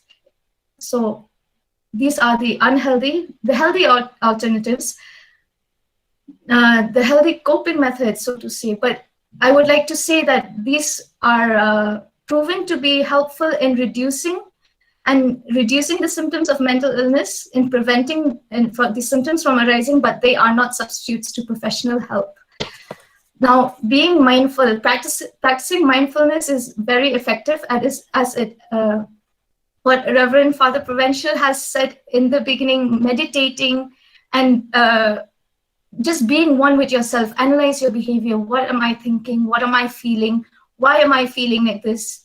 So that if we don't know, we can't change later. So knowing yourself, being mindful about yourself is very important, and accept that there are positive and negative traits about ourselves, and there is always room for reflection, and there is always room for change. Now, with students, most importantly, what we need to do during this time where there is no fixed routine, there is no structure, what we need to do is to plan and prepare. Plan and prioritize your time, plan and prioritize your schedule, your tasks that you're supposed to do. List down what you do every day and analyze, look at yourself again. Mindfulness, look at yourself.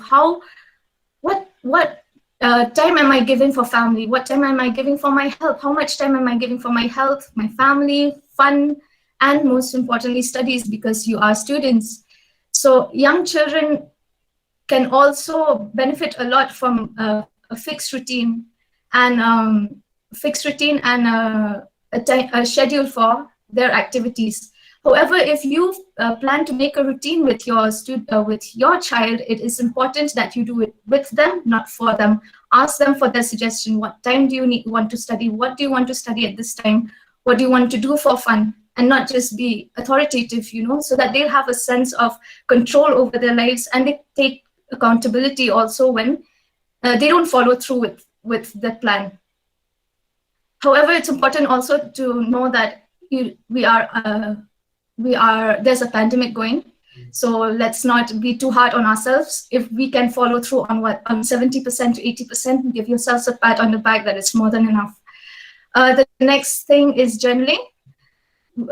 If you feel like you've been neglecting yourself, it is time for you to build relationships for yourself. Journaling helps. You can practice gratitude journaling, where you at the beginning of your day, you name 3 things you're grateful for, or maybe 5 or 4, as many as possible, maybe, if you're grateful for a lot of things. And at the end of the day, write down what you are happy about this day. What did you learn? And dwell a little longer on what makes you happy, and then go to sleep. That really helps. And then there is what we use with children and also young adults is called movement therapy, which is a combination of creative art and also movement, where you stretch, you go for walks, you do Pilates, yoga, dance, Zumba. You can attend a lot of online classes who teach you all these things these days. So that also really helps in dealing with challenges and becoming resilient. Now, social media detox is very important in this day and age, because our youngsters are very impressionable and they learn a lot of things online, and they see a lot of things in social media, but they also fall victim to what is known as comparison syndrome. Now, it's very depressing to see those in your timeline have continuous ups and no downs at all. So we become harsh critics of ourselves. So it's better if you can incorporate in your weekly activities at least 24 hours per week. If you can detox yourself from social media, connect with people close to you, spend time with family, and free time for self-care, and also this will also boost your mood. The most important and the last point that I would like to talk about is reaching out. Now, isolation and loneliness affects us not only emotionally, but also contributes to our health disease, many health diseases like heart disease. So I know we're supposed to social distance, but that does not mean social isolation. So staying engaged with loved ones can help us unburden ourselves, our stress, our issues. And if we feel like this is not helpful, if we feel like we're just venting and nothing is changing, then we can ask for professional help. Now, I cannot talk about professional help without talking about stigma. Now, the stigma that I personally find when it comes to professional help seeking is not with the students.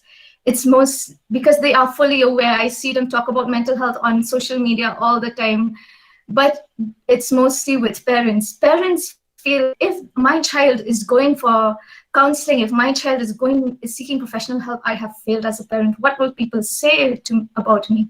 So that is what I find in my profession, what is going on with students these days. So it is, we should ask ourselves, like, if we are not taking care of ourselves, then who are we taking care of? And if we do care about what people think, then who are we living for? It reminds me of John's letter to the Galatians, when he said that if I'm living for people's approval, then who am I living for? Who am I serving in my life? So with this, I would like to end my short presentation. Again, I'm truly sorry for what happened. And I hope that we all find ways to look at ourselves, analyze ourselves, reflect. If we can't go out, let us go inside and reflect and find out ways in which we can help ourselves and in turn help our children and the youth of today. Thank you. It's all right, Ms. Aibatphida. We all come across network issues. Thank you, Ms. Aibatphida Lyngdoh, for taking your time out for us. We truly appreciate your presence and enriching the youth with such informative talk. I now once again remind all the attendees, if you have not entered your name, kindly do so. There are 3 in the bottom left of your screen. Click on the in-call messages, put on your name, your full name and your email address so that we can issue you all the e-certificates. So now we come again to the important part of this session, that is the interactive session, which is the question and answer round. So I kindly request Mr. Wankhar, Education Secretary of the SYM Shillong Province, to kindly take over. Thank you, Ms. Pauline, for that wonderful hosting, I should say that. Thank you, Ms. Maryobiang, Ms. Colette, and Ms. Aibat for those beautiful presentations. I feel very enlightened. I feel like I know so much better now because of experts like yourself. And I would like to open the grounds to everyone who is in this meeting to give in their inputs if they have inputs, to give in their questions if they have questions. And we'll do that in a very systematic manner. I would like you to press on the button that says raise hand. So if you are raising your hand, I will get a notification here and I will call out your name so we can have, there wouldn't be much of a bustling here in the meet, all right? So if you can raise your hand if you have a question. Okay, Mr. Aibat, you can go ahead and ask your question, unmute yourself, thank you.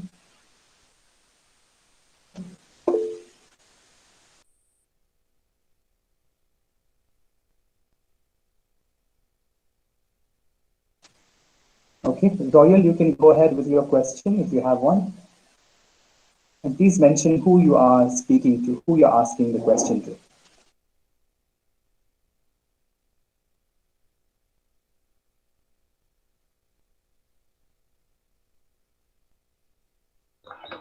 I would like to intervene here since no one is asking the question as yet. Wankhar, can I please speak? Yes, Royal, you may speak. This is a question to all the resource persons and also the esteemed dignitaries who are here. We have seen a lot of pressure on the medical healthcare workers here in our state, in the country, and the world as a whole, and how much it has taken a toll on them. The pressure on them has been immense over these past 2 years with the onset of this COVID-19 pandemic.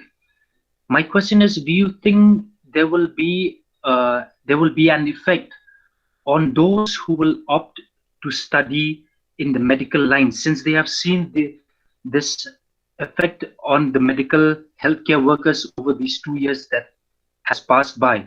Do you think the youth of our generation will stop opting to go for medical lines, especially on the nurses? They are working like I will say, like the soldiers who go over into the fields, and the pressure upon them has been immense. So do you think it will affect on the entire healthcare system as a whole? That is my question. Thank you.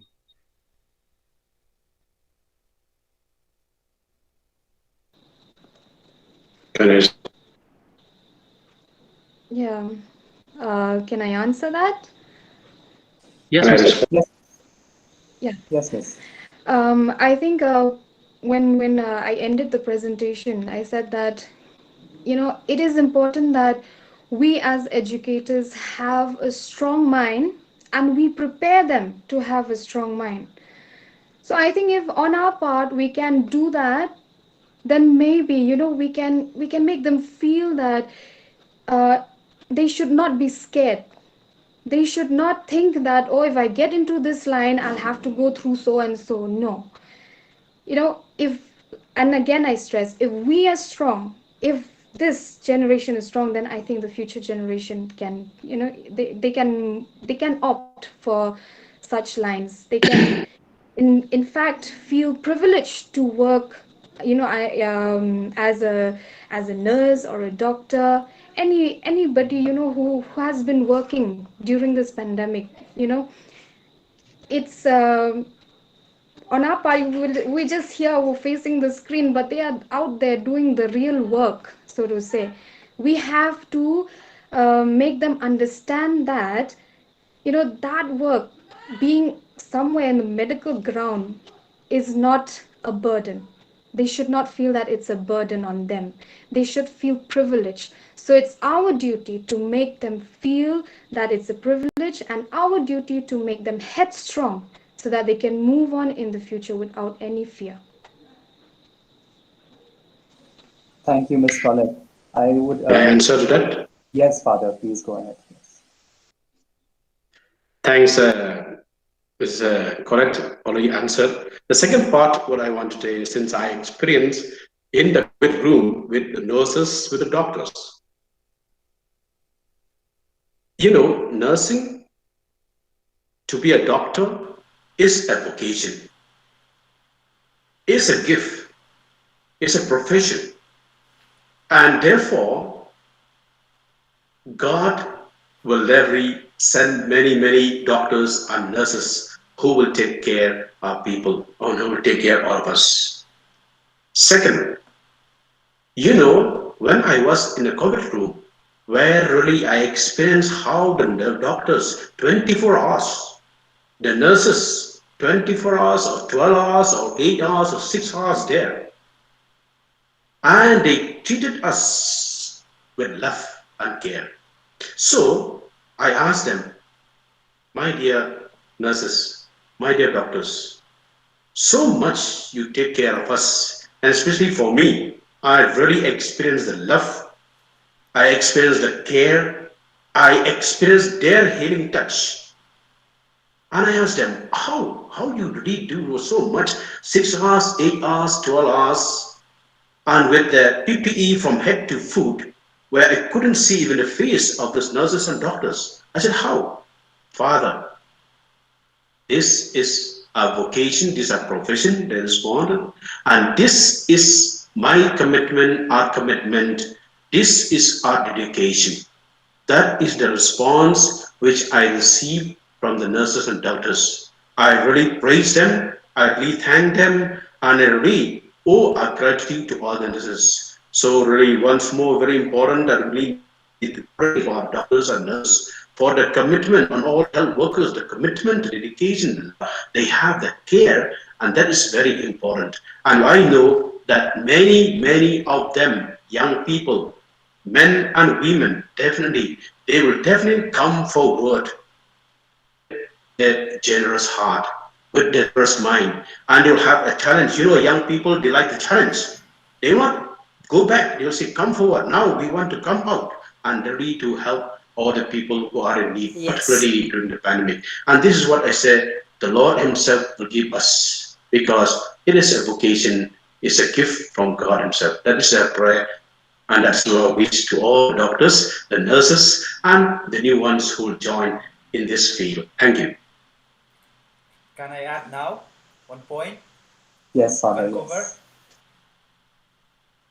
Hello, Vancouver. Yes, Father, you may add your. For the last 2 months also, besides becoming an educationist, I am also now a quack doctor in a sense, because the situation made it like that. We have COVID patients here. Earlier we have the post-COVID patients, and now we are with the COVID patients. And so I call myself a quack doctors. And before we have this COVID center here, for those of you who follow me on Facebook, you saw many of my posts requiring volunteers, nurses like that. To my surprise, the responses that I get from the young people, from the students especially, it's so amazing. And that's why when Royal asked whether there will be problem for students to opt for this line, I would say no.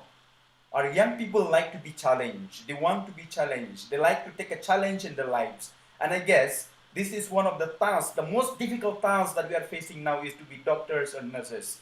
And that is the field where I think the young people are longing to go to. Because as I said, the experiences that I have in this 1 month, we started this COVID center here, the amount of responses, the amounts of students asking to come here to volunteer, that shows that they want to become doctor, they want to become nurses. So I don't think it will be a problem, but rather it is an opportunity for them to challenge themselves and become doctors and nurses in the future. Thank you, Father. That was quite a good input, because you are there on the field, you see that every day, and I think hearing it from you carries a lot of weight, because for us, we're sitting at home, we don't really know what's happening out there, but for people like you who see it every day, it means a lot, and it's very encouraging also in a way. Thank you, Father. There's David who has raised his hand. David, can you please come in and ask a question? Excuse me, Vancouver. Yes, sir. Ms. Colette, for the Paul of Lyngdoh and Father Michael Macri, thank you for your intervention and your answers upon my question. That is indeed encouraging to have such an answer upon my question, and for the hope that there will always be togetherness towards a better world. So thank you, Ms. Colette, thank you, Father Paul, and thank you, Father Michael Macri, for your positive answer. Thank you once again. Thank you, Roy. Mr. David, if you can come in and ask a question. All right, we'll move to Mr. Jeffrey Panthe.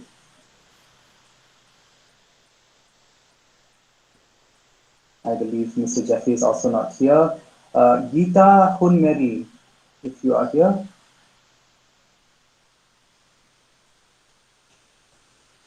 Okay. Ibadandor Marwan. Yes, can you hear me? Yes, we can hear you, yes. So my question is to Ms. Aibatphida. Yes, hello, Iba. Yes, so you mentioned students and social media detox as well. So, and you also mentioned that students often talk about mental health. They are quite aware of mental health and its issues. So now I'm wondering, because students are attached to social media, and we do see that they often share content that is related to mental health. Now, in this pandemic, because of the isolation, I'm sure that there are people who have not displayed symptoms before will be displaying symptoms and will be more aware of their symptoms now in this isolated state of the world. So when it comes to students on social media, because of their inability to control their use of social media, do you think that they are being overstimulated, and in this overstimulation of social media, they may think that they may display symptoms when they are actually not? So how do you know, how do we draw the line between overstimulation and actually displaying symptoms of mental health? Thank you, Ms. Iba, for that question. Yes, this is something that I did not get to discuss also because of the lack of time, but there are also contents on the internet. There are so misleading our youths, you know, with regards to what mental issues are. And there are actually many psychologists who have actually gone on TikTok and internet themselves and actually debunk all these myths that these influencers are giving false information to our youth, which you are completely right. Now, going to your question, how will we draw the line? Well, I can say that being a psychology student myself previously, when we read about all these symptoms, we feel like we have all of them. Just like how when we read about any symptoms of any illness, we feel like, oh, am I having this? When we go on the internet about anything.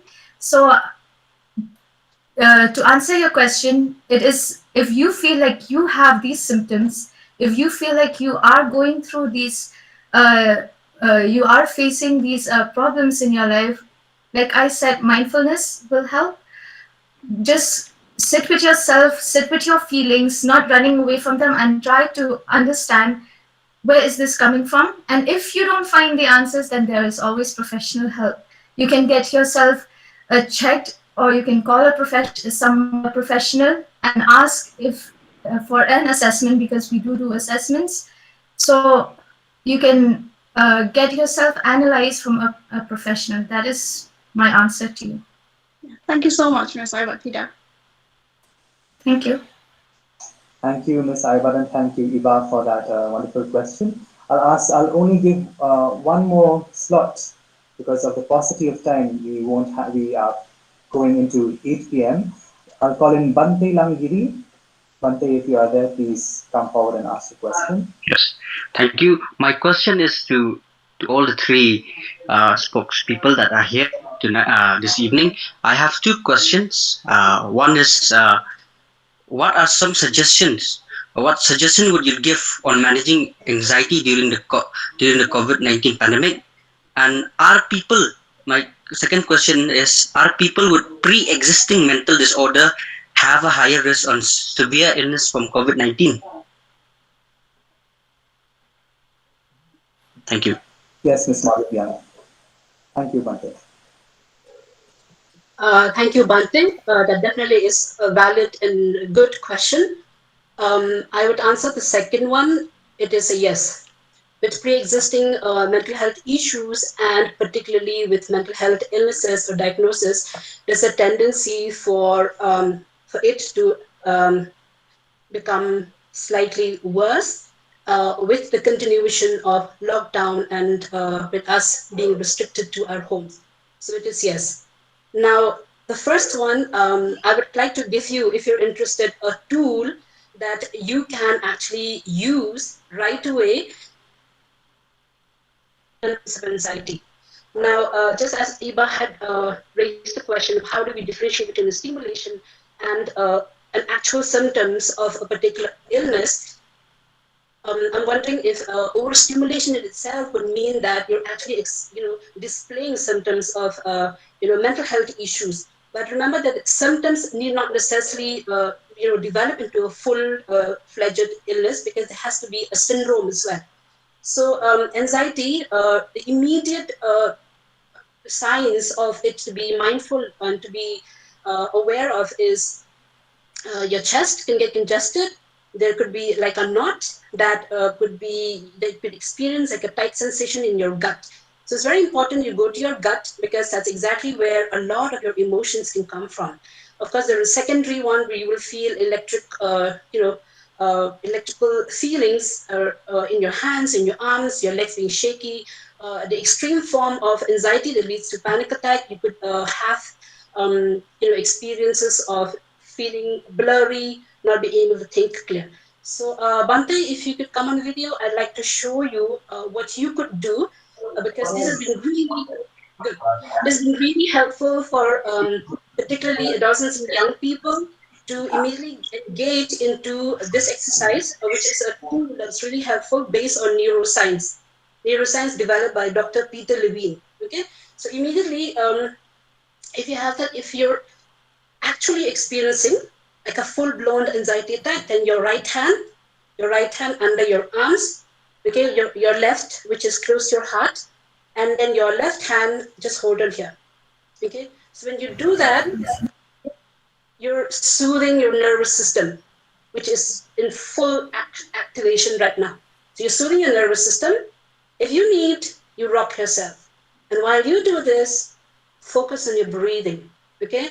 You breathe, the 4-4-6 breathing. You breathe in 1, 2, 3, 4, you hold your breath, 1, 2, 3, 4, and then you count slowly relaxing from your mouth. Okay, so you do that a couple of times, you will feel that you're slowing down. You're slowing down. Anxiety comes from a space of being unsafe, where you're threatened. Your nervous system gets activated. So the first step is to get in touch, like I said to you. Okay. Now, if you have more, this is what you can do in a public space. You can do it in a classroom when you feel, or even when you watch somebody. I've seen a lot of people, develop anxiety attacks because there could be many triggers. The word ambulance can raise a lot of alarm for a lot of people right now. Right? So you can develop anxiety. The other, which requires a little longer duration, is you place a right hand over your forehead, because this again will soothe your nervous system. You do that, and your left on your chest. Okay, so while you do that, you're activating, your system has been activated, you're soothing them, you're calming them. Okay, and when you do this, you observe what's happening to your throat, because with anxiety, you will realize that there's a lump. You realize that your throat is so dry that you're not able to articulate or say anything. So wait for a shift. That's the part. You wait for a shift, for something to happen here till you're more calm.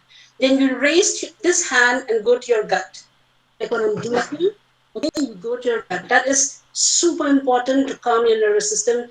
Your anger, your insecurities, your anxiety goes to your gut. So stay there. When you stay there, observe what's happening.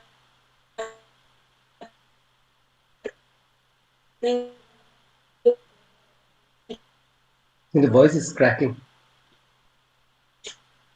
Vancouver, can you go through the questions? And your nail, to a certain extent, to your The pelvic message. area, because that's also where our core embodiment of emotion answers that question. Thank you so much.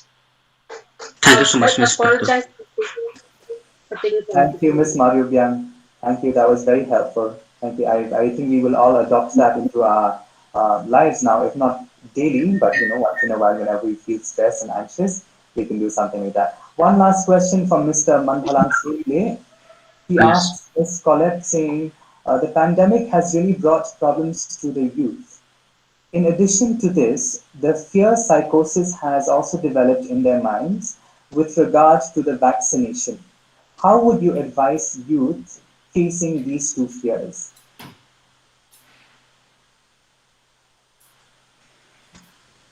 Ms. Colette, you are muted. Ms. Colette, you are muted. Can you hear me? Yes, yes. Yeah. Okay. Thank you for that question, Manbalang Imle. As a layperson, everybody's scared of the vaccine. At one point of time, we even asked ourselves, is this real? I think this is a practical question where everybody is asking themselves, is it real? But put aside all the medical terms that we do not understand, but think of it as a social responsibility. If we can make it better by getting ourselves vaccinated, then I say that we can kick away the fear of being vaccinated and think of it as a social responsibility. As responsible citizens, if we want to bring it back, if we want to to bring it to normal again, have this normal environment again where things go normal, then I think if we can contribute to that by getting ourselves vaccinated, then maybe we should kick off that fear of being vaccinated and think of it as a social responsibility. Thank you, Ms. Colette. If anyone wants to add to that, they can. Otherwise, we will move into the next program or the next item in the sequence. Can I add All to right. that? Wankhar? Yes, Father. Yes, Father. Yeah. Regarding this fear of vaccination, actually, it is very interesting. And for those who are in social media, who are really also not only doing social media but doing analysis what is happening in social media, we realize that people who fear this vaccination are not the younger ones, not the 18 below. Majority of them, like Arisa says, 65% of them are those who are a little bit who are already whom we call media migrant, social media migrant, or those who migrate from traditional media to social media. They are the ones who are so afraid of vaccination.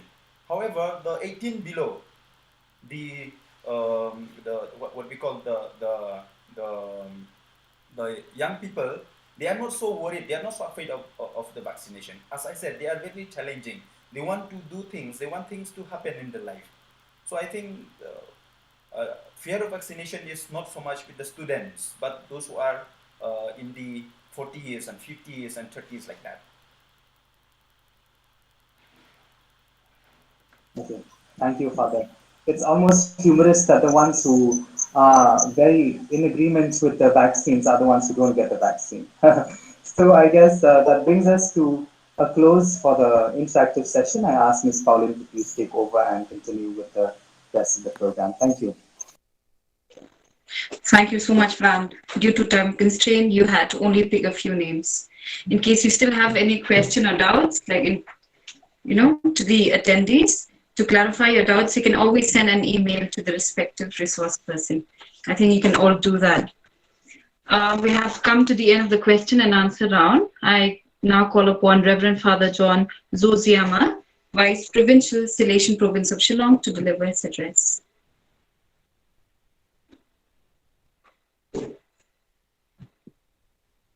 Father, are you there? Yes. Can you hear me? Yes, Father, we can. Okay. Thank you very much. Yes, Ms. Pauline Hun. No? So I am very grateful for your invitation to be present and also to listen to your talks. I express, first of all, my sincere thanks and congratulations to SYM team for organizing this seminar. One of the most relevant topics, I can say, that the mental health of youth during this pandemic. I guess you will agree with me that the theme is the need of the hour for our young people at this moment. My sincere thanks and deep appreciation also go to our resource persons. All of them have spoken very well. Thank you for your availability and for sharing your knowledge and expertise with us and with our young people today. We all know that the situation in which we live now is extremely difficult and beyond our imagination. The most affected ones are the present generation who are not able to attend their classes, as we have already listened, our students, and young people who want to join their professional courses and studies as they had planned and not able to pursue their dreams in life. Social distancing and isolation bring about depression and loneliness. So the lives of our young people are adversely affected in various ways. So in this situation, us, educators, parents, pastors, we need to motivate and encourage our young people and students not to lose hope and get discouraged, but to stay positive even in negative situations like this. We need to persuade them not to fall into temptation to discouragement and depression. So I remember what our rector major said during the 28th General Chapter of the Salesian held in Turin last year during the beginning of the pandemic. He concluded his message with a note of hope and encouragement. He said like this: get rid of any temptation to discouragement and affirm the hope that comes from the Lord. So we believe that true hope comes from the Lord. As educators, pastors, teachers, and leaders, we need to speak more about this one, hope, about possibilities and the positive things, rather than tragedies and calamities and unpleasant things happening around us. So this one, the social media has a very important role, I think. I also want to ask question, intervene this one, but did not mention about this one. What would be the effect of this on the role of the social media on the mental health of our people in this situation? It may not be possible to control every situation. Sometimes situations are beyond our control. Our speakers also mentioned about this. But we can control our attitude and our mind. We can deal with it differently and come out it stronger, more determined, and more mature. So for this, we need to have the right attitude, an attitude towards life, which is rooted in faith and hope. So as we know that the saying, it is your attitude which determines your altitude. So we may need to reset sometimes, we need to readjust, restart, refocus many times in life because of the changing situations. So we need to keep changing or adjusting ourselves rather than lamenting the situation or getting stuck in a problem. So as the proverb says, it is better to light a candle than curse the darkness. So all of us can light the candle to dispel darkness and discouragement through our simple gestures of love, kindness, and solidarity, and our words of comfort. So our young people need us today. They need accompaniment, guidance, and support. So let us spread joy, optimism, and hope even in the midst of pessimistic situations.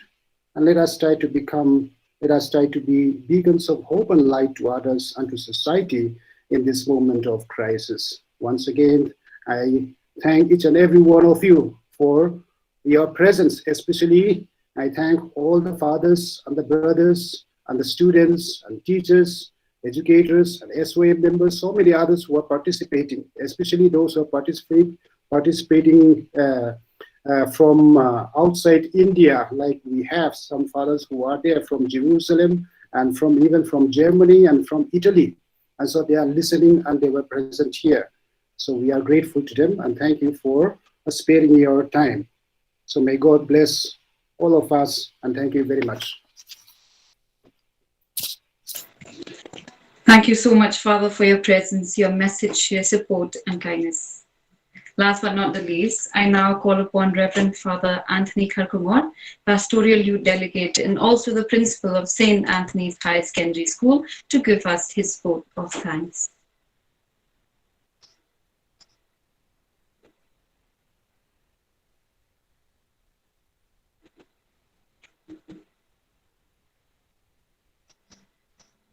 Father, you are muted. Well, as we come to the close of this program, it is my duty to propose word of thanks.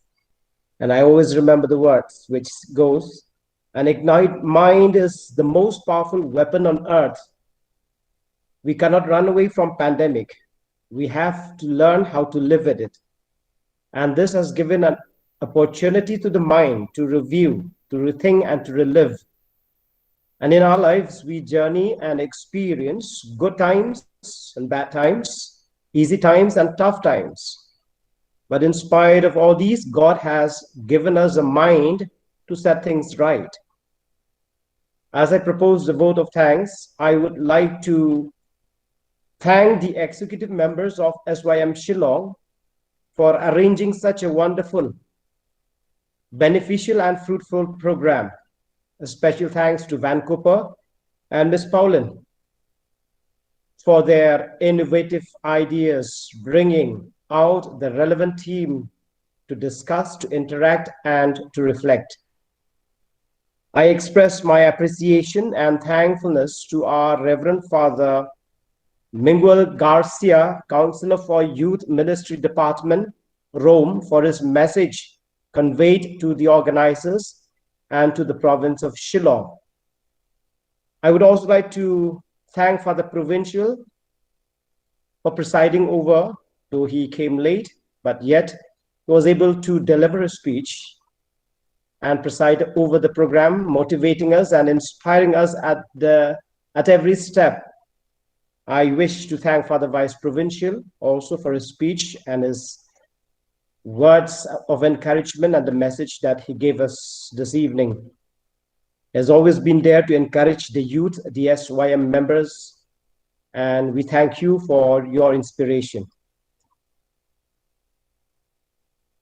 I wish to thank Father Robert Simon, also the South Asia Delegate for Youth Ministry. All these fathers, they've always been with the young, for the young. Their passion and interest for the growth, they've got so much of interest and passion for the growth of youth, and therefore we are highly appreciated for your presence in our midst today. A heartfelt thanks goes to our renowned psychological counselors and resource persons, Maryobiang, Aibatphida, Colette. You have really done your part. You have also enthusiastically presented in a very creative way with your innovative ideas, with marvelous insights. A special thanks also goes to Mr. Royal Dean Shadab, the youth coordinator of Shillong province, a man of principles, who has electrifying presence and who has always provided inspiration to hard work or to work hard. Finally, behind every successful event lies the combined and dedicated efforts of the executive members of SYM Shillong province, who never stop working for Don Bosco and always prove that SYM is always there for the young. In the end, let me thank all the participants of this program, priests, sisters, lay and young leaders from near and far, fathers, sisters from our country and outside country, and all our young leaders, especially those who participated from different provinces. I could see some are from Dimapur province, from Guwahati province, even Calcutta province, even Mumbai province. Thank you very much for your presence. This shows your interest to participate in this program, and thank you all who have attended today's evening program. And may we go out now, not only after getting the inputs, but let us now put into practice in whatever field we are and in whatever possible ways we could reach out to young people. And thus, by doing so, I'm sure this workshop of us that we have had will bear fruit and become meaningful. Thank you. God bless. Thank you so much, Father, for delivering us with a word of thanks. You've always been the backbone of this movement and will always be. We now come to the end of this program. I once again thank each and every one of the attendees for making this program possible so that we can reach out to those who are suffering from mental health issues. I owe my gratitude to all the executive members who have worked wholeheartedly for the smooth running of this program. My special thanks goes to Sir Royal Dean Shadab, Youth Coordinator, and Mr. Wankhar Shillong, who have worked tirelessly to bring us together in this platform to address the issue of mental health. Thank you, stay safe, God bless all of you, and have a good night. Thank you, Ms. Pauline. I would just like to ask everyone to switch on the cameras as advised by Father Provincial. I'll take a screenshot if that is okay with all of you.